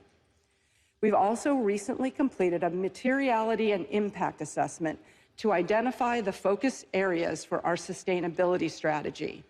Priority topics will include the built environment, infrastructure and transport, local economic development, sustainable supply chains, and of course, accessibility, diversity, equity, and inclusion. We intend to complete our sustainability, impact, and legacy strategy later this year. Going to the Engage portfolio, we completed extensive market research and we've developed a brand blueprint. And this blueprint articulates the values and ideals that Brisbane 2032 wants to be known for. First and foremost, it's been said before, our passion for sport. Second, our warm and welcoming people, the diverse beauty of Australia's natural environment, and of course, our rich cultural history, which dates back more than 60,000 years. Leveraging this blueprint, we are well progressed on developing our full brand system, including emblem design. Our emblem reveal is planned for 2026, a year ahead of our marketing rights period commencing in 2027. We are also working on our Games vision statement. We saw from Paris how important that was. And we have a plan to engage very broadly with stakeholders and the community, including more than 50 face-to-face sessions across Queensland and a mass community survey. This process is designed to ensure that everyone feels part of the vision, creating community advocacy for the Games. Our vision will be memorable, relatable, ambitious, and just like Paris, it will serve as our North Star in Games delivery. In the delivery portfolio, our focus has been on developing the sport program and working on venues needed to deliver the Games. Over the course of the next 12 to 18 months, we will develop and finalize our Olympic and Paralympic sports programs, including considering potential additional sports that we could recommend to the IOC and IPC for inclusion. I'm pleased to report that dozens of IFs, including all of the new sports in LA, have already approached us and expressed interest in being part of 2032. Our consideration of additional sports must be fair, transparent, and principles-based, considering key criteria including the sport's popularity and universality, gender equality, optimization, and of course, economics and operational considerations will be important. Brisbane, as one of the smallest cities to host the Games, needs to consider total athlete numbers to ensure financial and experiential success. We look forward to collaborating with the IOC, IPC, and IFs to finalize the sport program in 2026. In parallel with our sports program, we're working to update our venue master plan, including aligning sports to venues. Andrew is going to give a complete update on the legacy infrastructure review in his closing remarks. And finally, across Enable, our commercial and procurement planning is in full swing. From a commercial perspective, we're ramping up engagement with potential partners. We've met with businesses from a variety of industries, including financial services, healthcare, technology, mining, retail, sport, and many more. In the lead up to our commercial rights period commencing in 2027, we are taking a very structured, phased, and data-led approach across categories, potential partners, and geographies.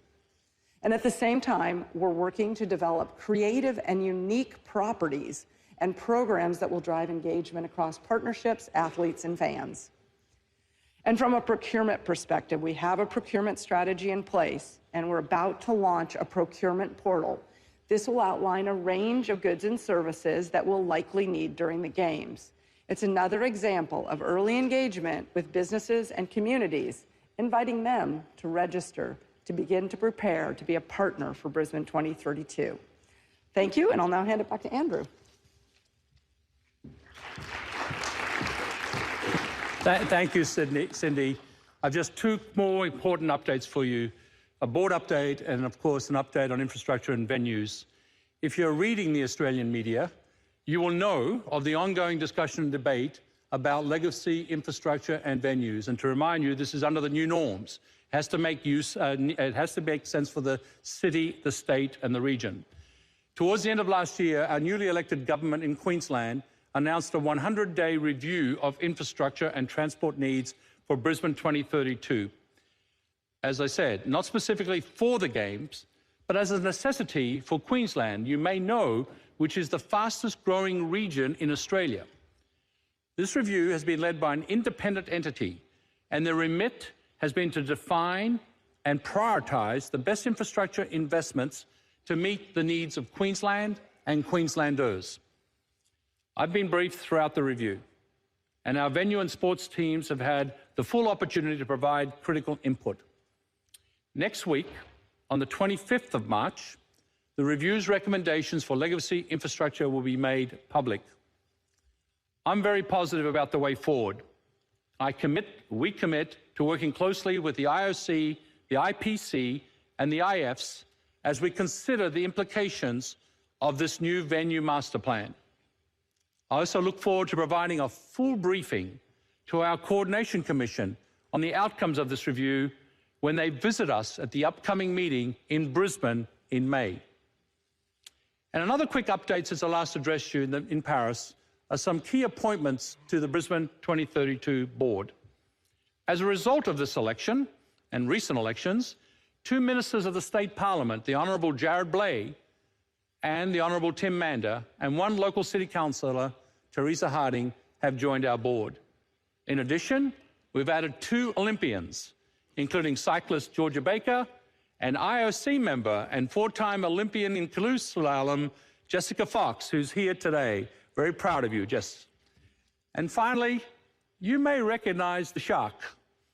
Not the Shark, but one of Australia's greatest golfers and athletes, Greg Norman, who will join our board for the first time next month.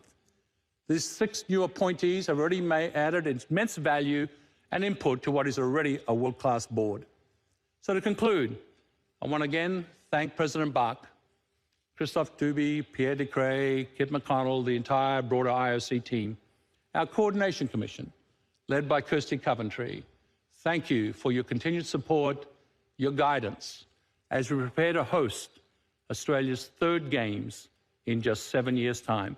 Please enjoy a short video that summarises the work Cindy and I have highlighted. Thank you.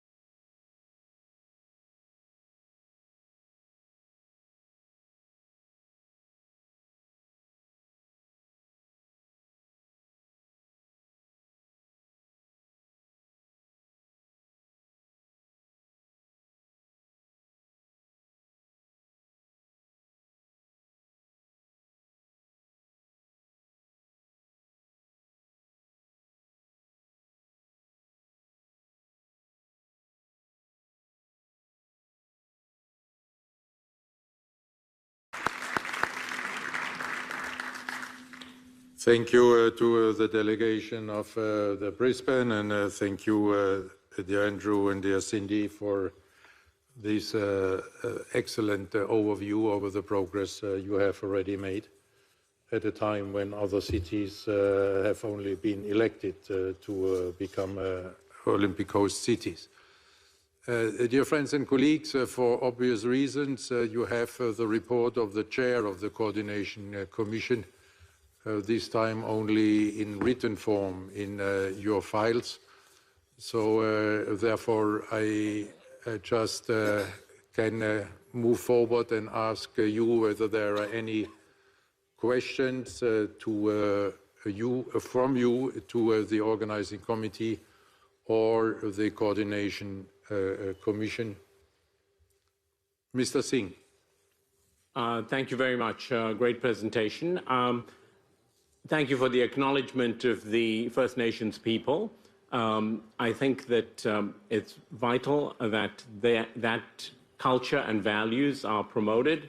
I think in Sydney 2000, that was a bit of a lost opportunity, especially with your Prime Minister's position in those days. But the Olympics in Brisbane really presents an opportunity to give that amazing Indigenous peoples' cultures and stories to the world. Additionally, you've had some severe weather conditions in the past weeks, and whilst we can't predict, we have to have a level of preparedness. So it's something that I feel, I'm sure you can comment on that. Thank you.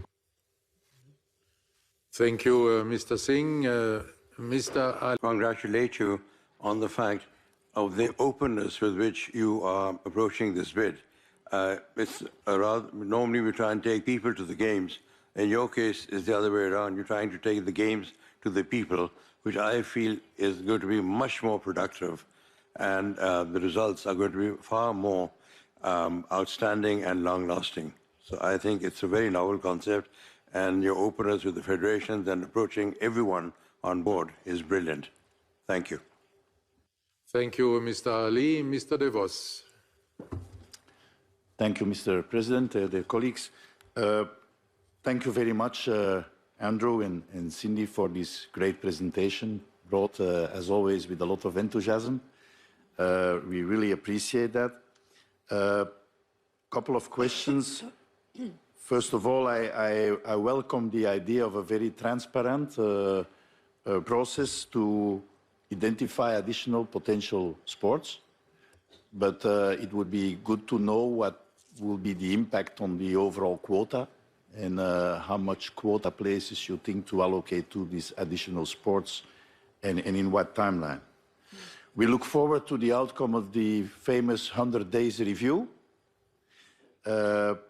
But as often, it differs when you see the initial bid of an organizing committee and then you see the final venues. We still have to wait for some venues in Los Angeles, so you are already very heads-on, but it would be good to see what happens in the end after this 100 days review, and the sooner the better.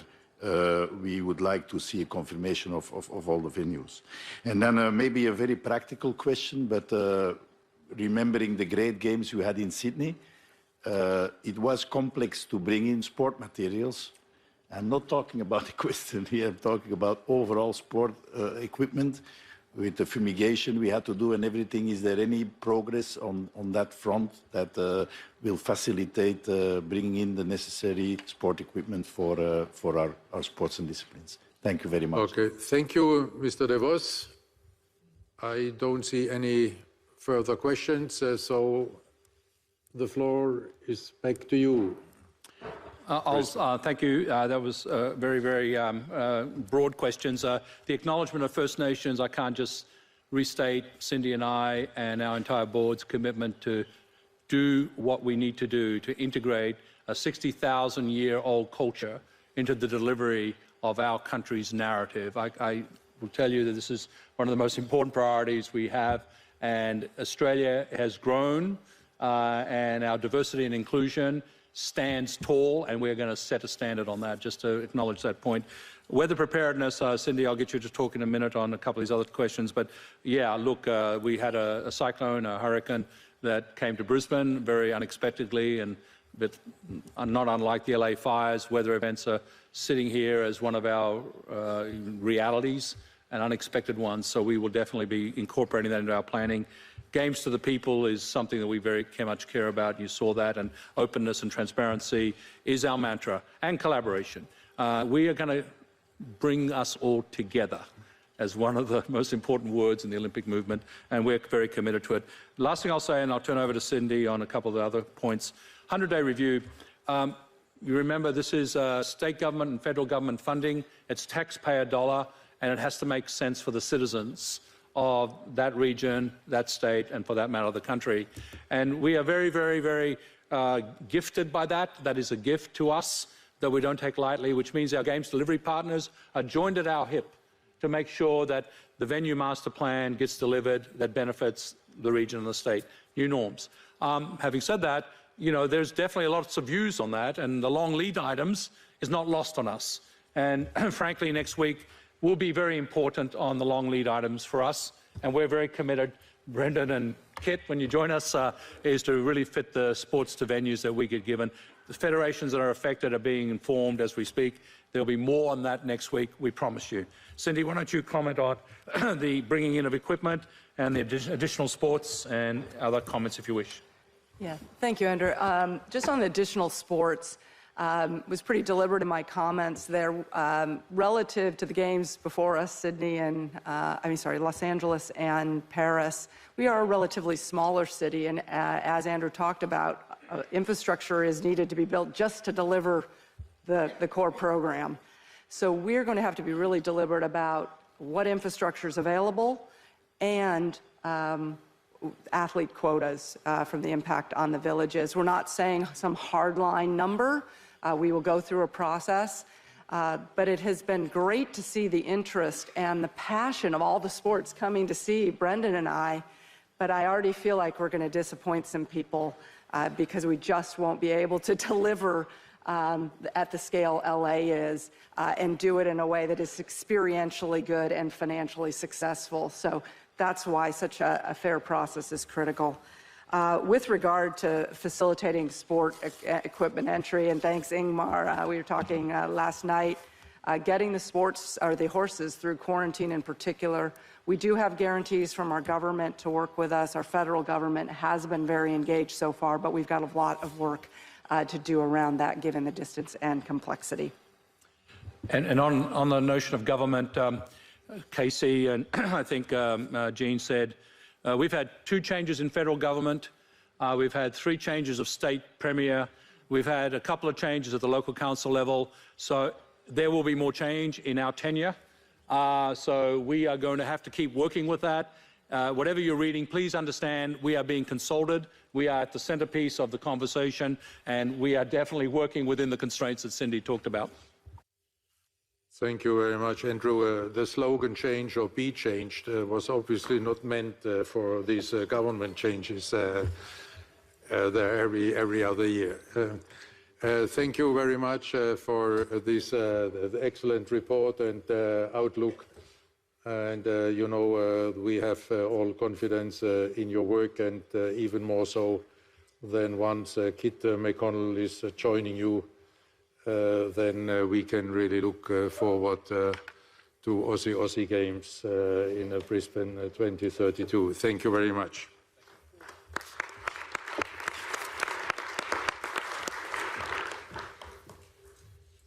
I propose now to proceed with 6.4 on the agenda. These are the 26th Olympic Winter Games French Alps 2030.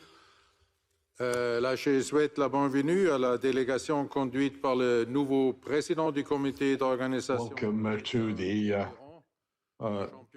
French Organising Committee with Couperon, Madame Marie Balzac, Minister of Sports and Youth, and Community Life in France. Welcome. Madame la Ministre, Madam Minister, have you abandoned Edgar or is he somewhere else? Oh, there he is. Welcome. You have the floor. Thank you very much, President. President, ladies and gentlemen, members of the Executive Board, ladies and gentlemen, members of the IOC, presidents of the international federations, chairs of the National Olympic Committees. May start by speaking to you in French because it's the Day of French Language. It is an honor for me, really an honor for me to be able to speak to you today as president of the organizing committee of the Olympic and Winter Paralympic Games to 2030. I was appointed on the 18th of February last. A month ago, I really measure the responsibility that has been granted to me. Organizing the Games is a challenge, a major challenge at the crossroads of the sports world, at the crossroads of political and economic world. And it is not only a logistical, strategic challenge, but it's also a challenge in environmental terms, because the Winter Games have to deal with environmental issues. I'm here today, first of all, to be able to share the status of our progress and to talk to you about the strategies. When the Games were granted to the French Alps, this led to great enthusiasm, even though the Games in Paris hadn't really kicked off. And yet we fully measure the fact that we're not in advance on our planning. But fortunately, we have all the necessary cards in our hands in order to be able to provide the necessary performance, to meet tight deadlines, and to work on the basis of very strong governance. We can count on the precious support of the IOC, I know. And I'd like to thank Pierre-Olivier and Christophe Duby when I say this, because you help us to build an operational structure, one that is extremely efficient. The statutes of the OCOG have been approved. We've got a legal status now.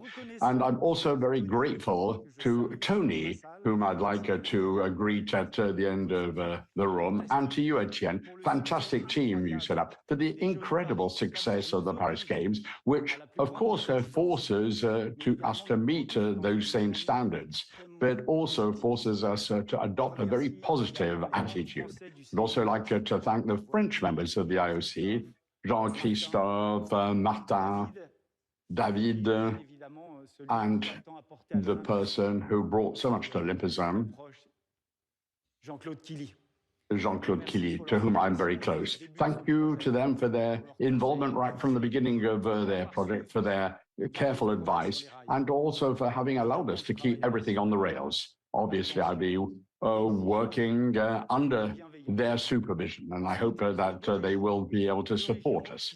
And then there are two host regions which are fully committed, which allows us to fully develop the Games concept. It's a new situation, a new concept, a concept which has to be translated into an opportunity to show that the distribution of the burden over a large region is a welcome development which will benefit everybody.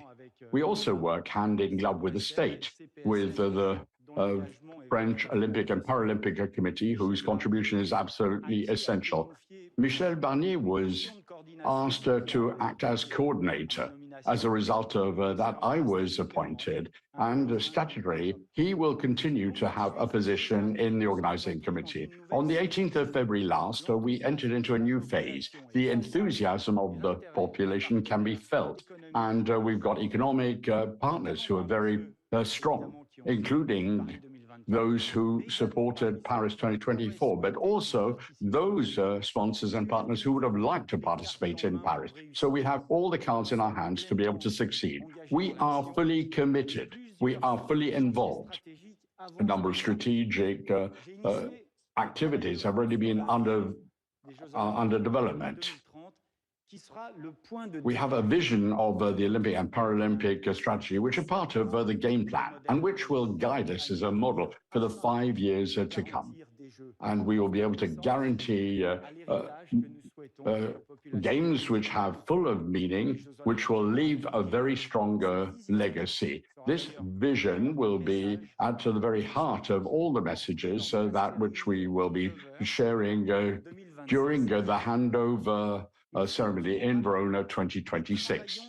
We will work together with the IOC in order to see how we can decentralize parts of our organization so that we can be as close to the sites as possible, but as close to populations as well. Our objective is to validate our game plan on the 23rd of June 2025. This is absolutely essential so that we can actually cost all the sites and work out exact revenue and consolidate our budget. We're going to have to make choices. Some of those choices may be difficult to make, but everything will be consistent with the vision which we'd like to bring forward. With regard to our commercial strategy, we are committed. We are starting to have the first contacts with our partners so that they can take advantage of the brand as of 2025, so that this ambitious vision can see life. The organizing committee for the French Alps 2030 will be able to rely on the state, which has shown that it is prepared to support us, just as they supported Paris 2024. So I would like to give the floor to the Minister of Sports, of Youth and Community Associations. Marie Barsac will be speaking about the role that the state will be playing. Marie. Monsieur le Président, cher Thomas, Mesdames... President, dear Thomas, ladies and gentlemen, members of the IOC, dear representative of the Olympic and Paralympic movement. After the years that have just gone by, I'd like to say once again that how wonderful it is to have the Olympic and Paralympic Games in 2030. It's exceptional for France. The experience of the Paris 2024 Games represent a real springboard for the 2030 Games. We'll be able to take advantage of all the talents, the instruments, and the savoir-faire which made the success of this event. And let us not forget the proof of love which was shown by the French for the Olympic Games this summer. This collective experience has to be added to the ability to welcome, for example, the Chamonix Games in 1994, but also in 1968 in Chamonix, and Albertville in 1972. Michel Barnier, former Prime Minister and former co-president of Albertville in 1992, will be able to contribute to the success of the OCOG's work. France also benefits from the expertise of an area which regularly welcomes high-level winter sports. I'm also thinking of the World Skating Championships in 2022 in Montpellier, but also the World Alpine Ski in 2023, and the ice hockey skating, which will happen in 2028. Each year, we have a number of different heats in different disciplines which take place in France. That was also why I'm sure the IOC decided to trust us with the organizing of the Games in 2030. Thank you for the trust that you have put in us. We are aware of the responsibility that you have placed upon us, that is to deliver responsible and sustainable games in a context of budget sobriety. It is only in this way that the Winter Games will be accepted by the population and will contribute to preserve our mountains and will ensure the survival of the model. Even if the time is limited, we only have 5 years to prepare. We believe that the model that contributed to the success of Paris 2024 will be repeated with close cooperation with the organizing committee, the regional and national authorities. The state is fully supported or fully supporting the organization of these games. It has provided its guarantees as it did for Paris 2024. And I'm happy to say that the Prime Minister, François Bayrou, has sent a guarantee letter to the President of the IOC. So a draft Olympic law will be presented to Parliament before the summer. As a result of that law, it will allow us to speed up the delivery of infrastructure and also to meet the requirements of the host country contract. We have shown this in the past. France has a capacity to meet challenges. We're prepared to meet this new challenge. And to achieve that, we need to have the absolutely essential support of the Olympic and Paralympic movement so that we have a collective sustainable model. As Minister of Sport in France, apart from the guarantee I can provide, it's important also for me to underline the major principles which need to guide the construct of this project and to which the state is committed. First of all, the Games have to be a sports success.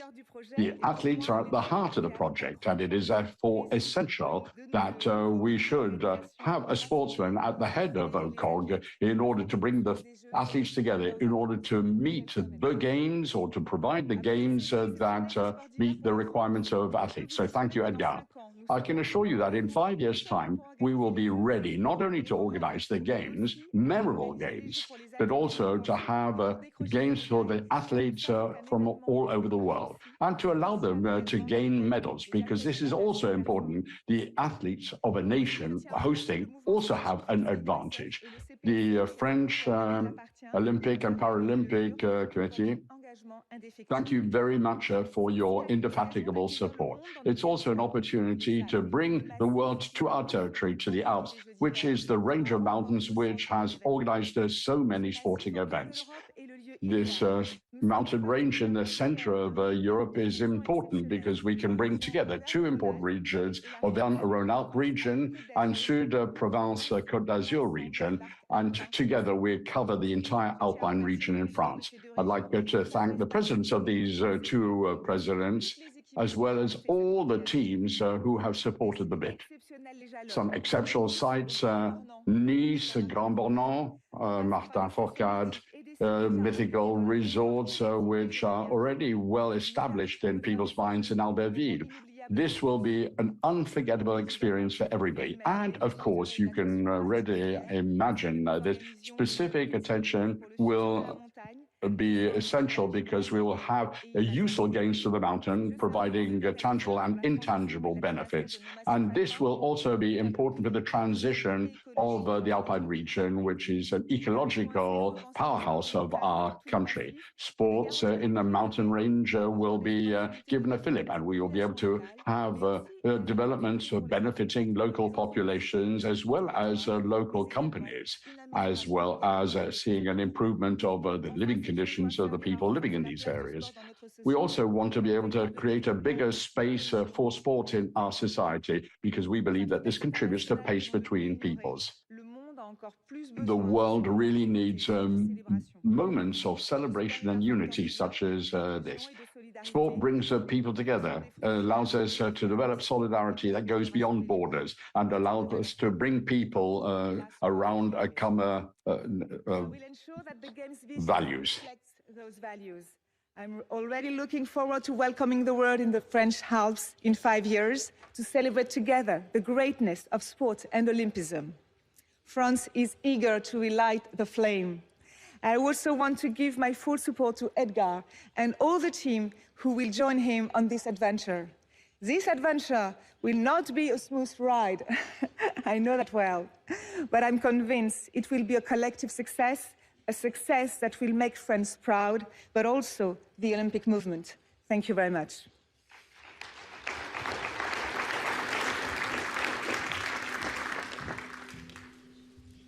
So, short conclusion, ladies and gentlemen, we are fully committed to making the 2030 Olympic and Paralympic Winter Games a success that lives up to the Olympic ideal. First and foremost, a great sports and popular celebration that will shine a spotlight on athletes from around the world, but also an opportunity to improve sustainable quality of life in our fragile ecosystems for future generations. We have the framework, we have the support and the energy to succeed.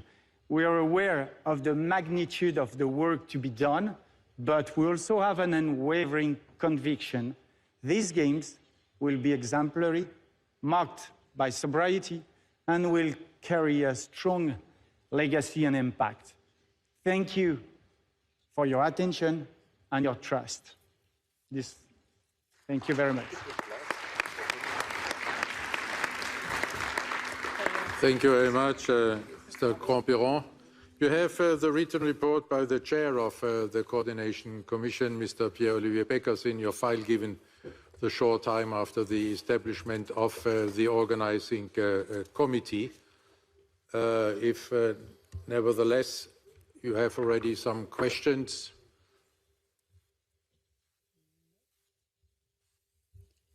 Mrs. Ansdotter. Thank you Mr. President. Thank you for the report and the presentation. It's exciting to see the progress and the confidence that French Alps can bring from the success and the expertise from Paris 2024.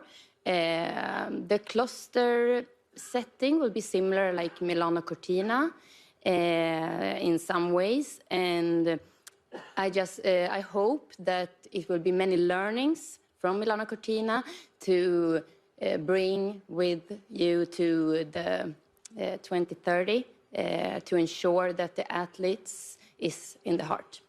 Thank you. Thank you very much. I don't see any further questions.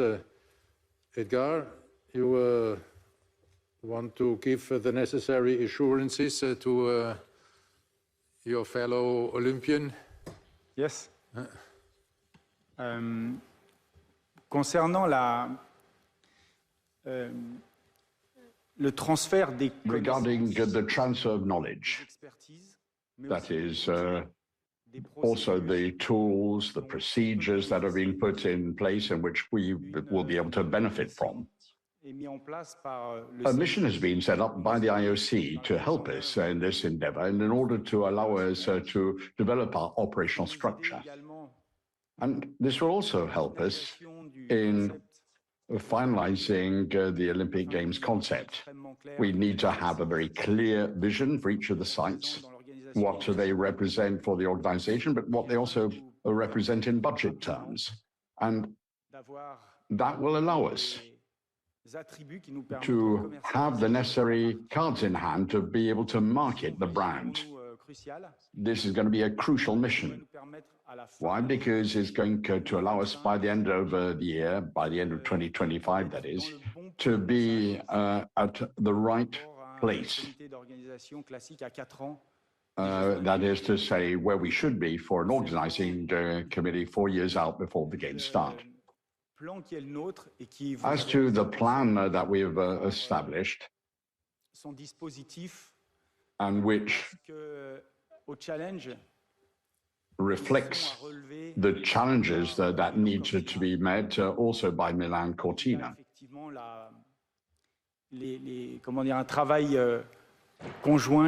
I think that there is a lot of joint work that needs to be done, which is being done with Milano Cortina. And of course, the games, which are obviously organized primarily for the athletes, we do what all organizing committees. We have an athletes commission. We need to have a good athletes commission to ensure that the experience which they provide will allow us to raise the bar. Merci beaucoup. Thank you very much to both of you, Mr. Cros-Piron, Madame la Ministre Barsac, and thank you for the French Alps. I think I should just express, first of all, some gratitude to, and you have mentioned it, Edgar, I think, and Marie, you as well, to Michel Barnier, who has been really crucial in all this endeavor and in all these efforts, and on whom you and we can count there also in the future. And then I think, Edgar, you have all the ingredients there to be very successful and to be in the footsteps of Tony Estanguet in delivering excellent Olympic Games with a full concentration on the athletes, because your CV is very similar.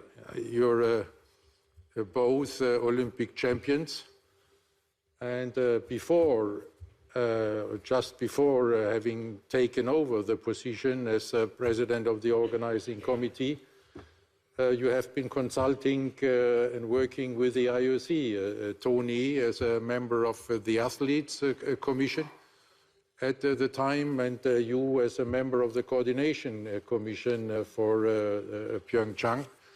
So I think all the signals are on green, and we wish you and then your team all the very best, and you can always count on our support, and we will deliver on our support.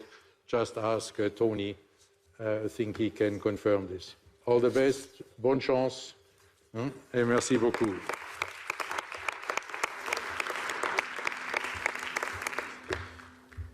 And with this, we move on to 6.6. These are the 27th Olympic Winter Games, Salt Lake City, Utah, 2034. There you have received the first written report just a couple of days after the establishment of the organizing committee. So I think we should just acknowledge, welcome the president of the organizing committee, our dear friend Fraser Bullock, who should be somewhere in the... here in the back, welcome.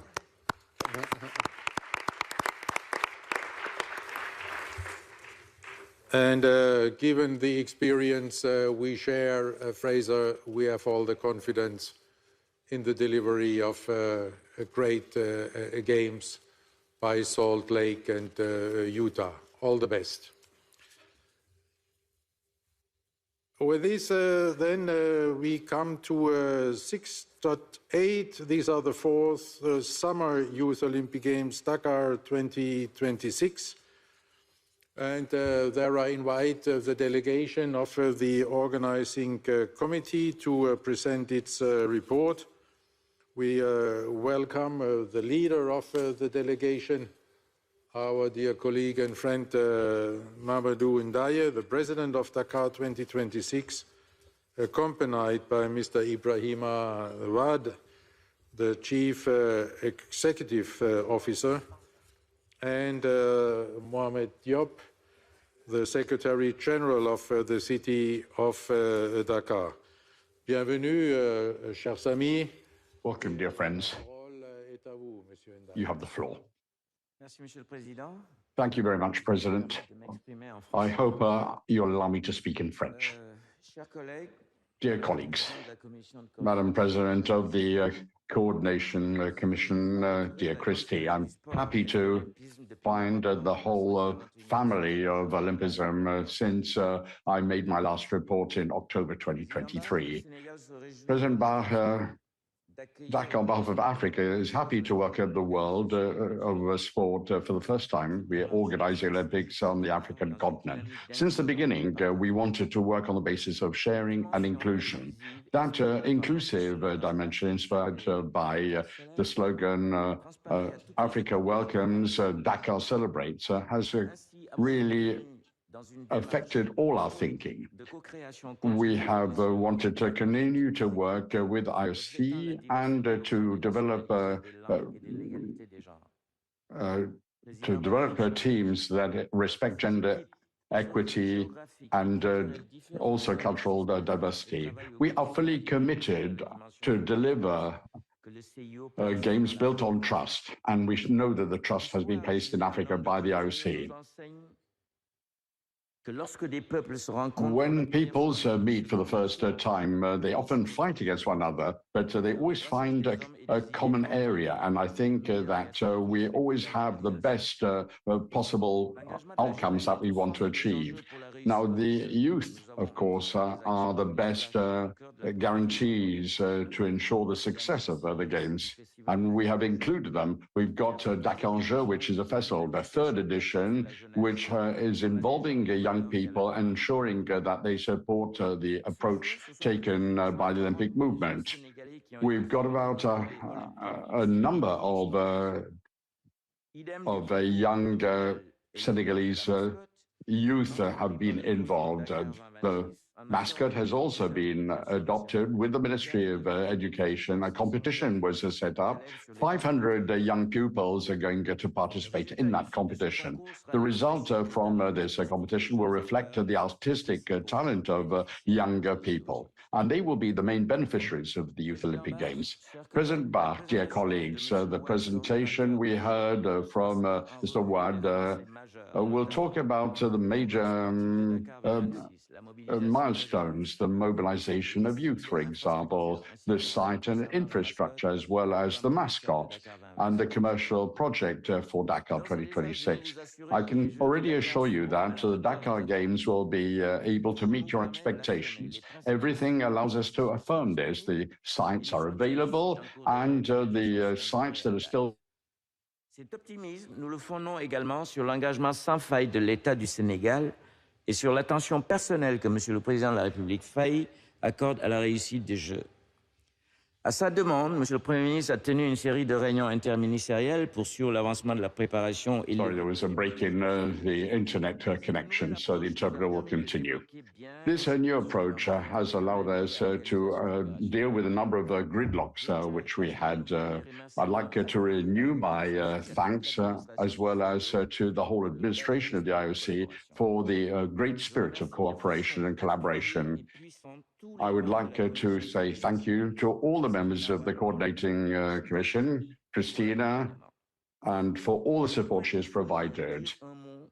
I'd like to say something about Thomas Bach, whose term of office is coming to an end. Dear President, presidents of the countries, the monarchs of the different countries are fortunate to be able to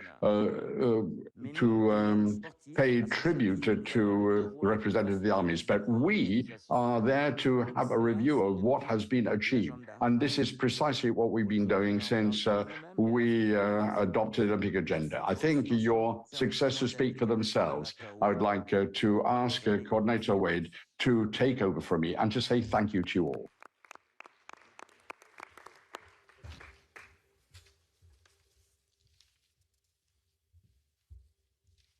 Monsieur le Président, Mesdames, Messieurs les membres de la session, à la suite de Monsieur le Président, President, members of the IOC, I would just like to say that the Dakar Project 2026 is making progress, and Africa welcomes, Dakar celebrates is our motto. It's becoming a reality. We're able to confirm this every day, and we're working together with all the NOCs, but also the African NOCs in particular. The sports program is making progress.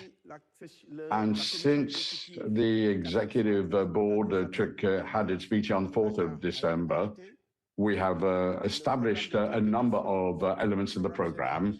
The general competitions program has also been approved and stabilized.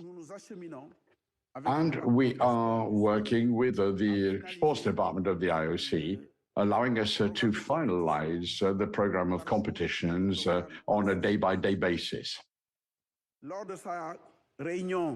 During its meeting on the 17th of March, a couple of days ago, the executive board of the IOC adopted for Dakar the principle of participation, which have been largely shared with you.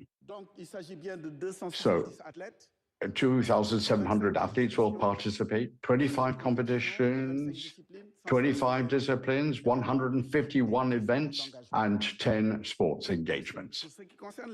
As far as the participation principle, we have striven for universality, continental representation, strong African representation, of course, with a big emphasis on host country representation. We have also striven to ensure that we focus on athlete performance, and as the organizing committee was saying, also we have striven to ensure proper gender equality. President, ladies and gentlemen, we started and committed to a dialogue with international federations. Since 2024, a certain number of visits have been organized by international federations, in particular World Triathlon, FIFA, which is carrying out a visit in Dakar as I speak. And we're also expecting a number of other international federations to visit us soon. As a result of this, as we move forward, we'll be able to make the necessary adjustments with regard to our program. World Aquatics and World Skate, World Baseball, dance and equestrian will also be visiting us, and we'll be able to finalize the program. And that will be taking place. These visits will be taking place during the course of 2025.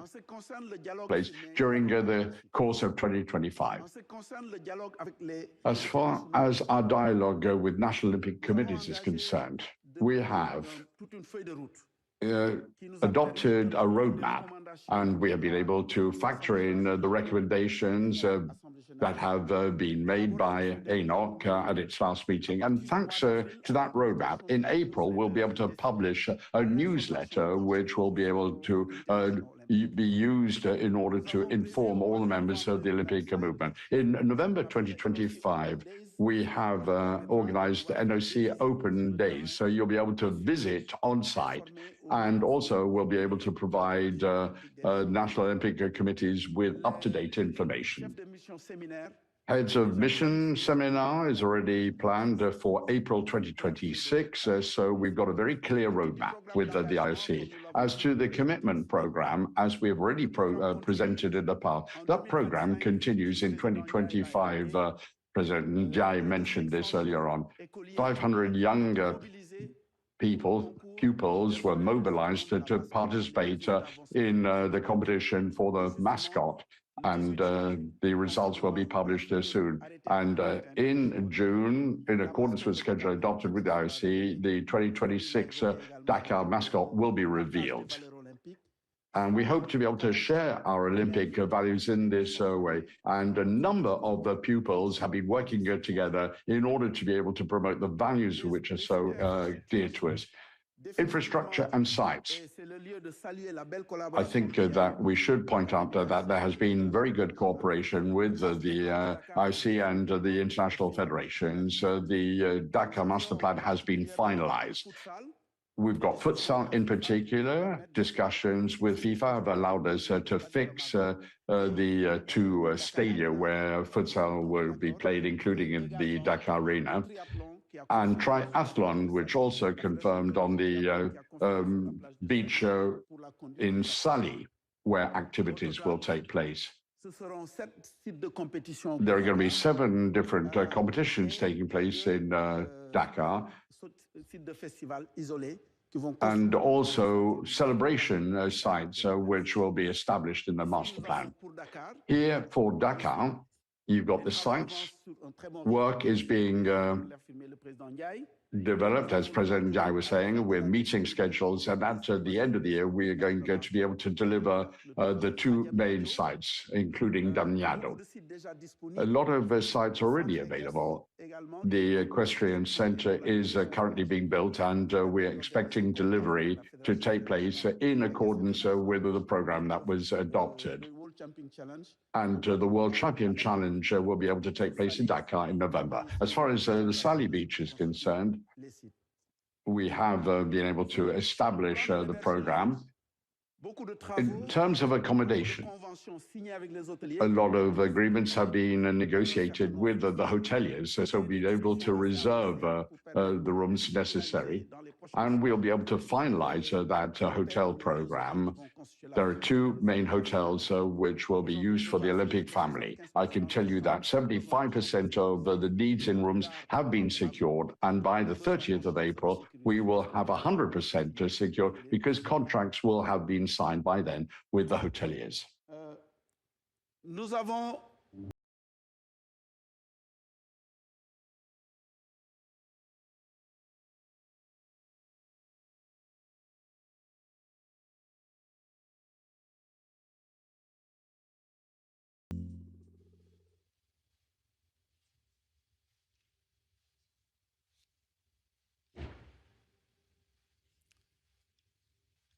Vidéo.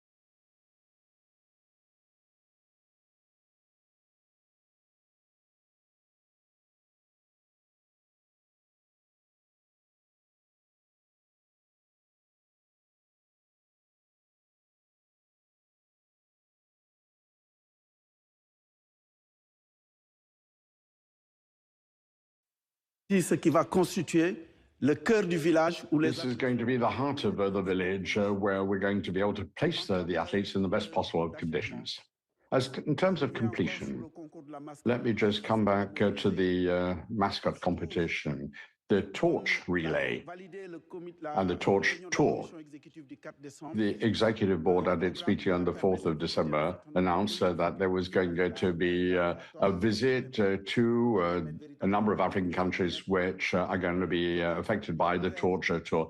And that is going to give a reality to our slogan, Africa welcomes, Dakar celebrates.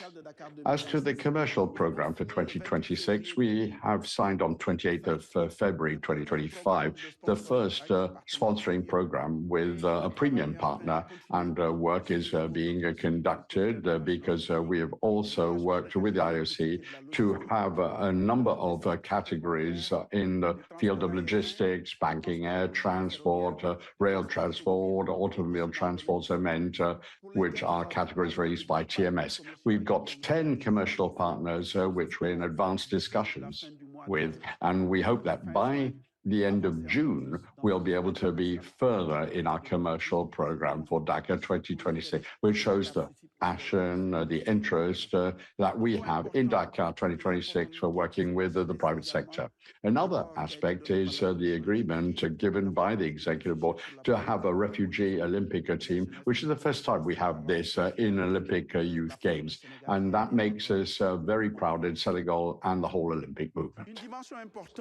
Another important dimension, the President mentioned this, and that is diversity. Today, an option was taken by Dakar 2026 to ensure that we involve as many people as possible. We were able to benefit from Paris 2024. We were able to participate in the learning experience in Paris 2025, and a lot of people were in the organizing committee. A lot of nationalities have joined the organizing committee, and we want to ensure diversity and to be able to ensure that we have people from different backgrounds and cultures working together with us. In this perspective, with the IOC, we've also developed what we call a learning academy, which allows us to be able to recruit 400 young people who've never participated in games, but thanks to a learning process, they will be able to benefit from education provided by the IOC, and we will be able to provide them with skills so that they will be able to organize future major sporting events. The Learning Academy will continue its work, and we hope that there will be about 150 people who will be able to participate in this.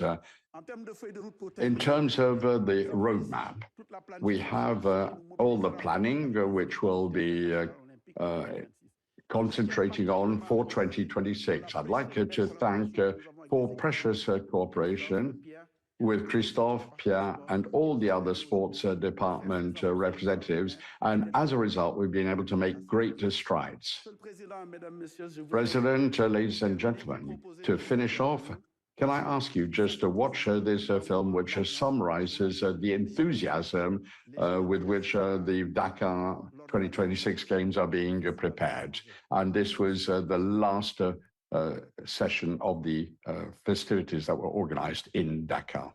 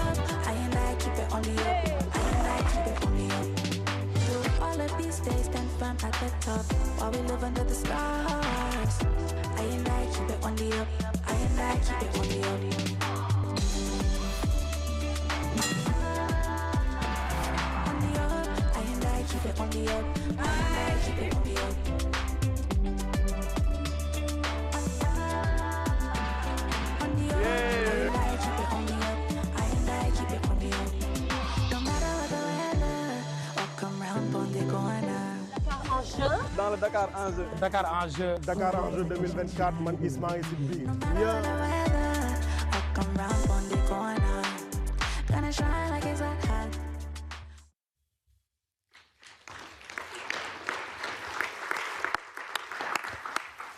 Thank you very much to the delegation of Dakar. For the same reasons as for Brisbane 2032, the report by the chair of the Coordination Commission is provided in written form only. Do you have any questions? No, up. Mr. De Vos.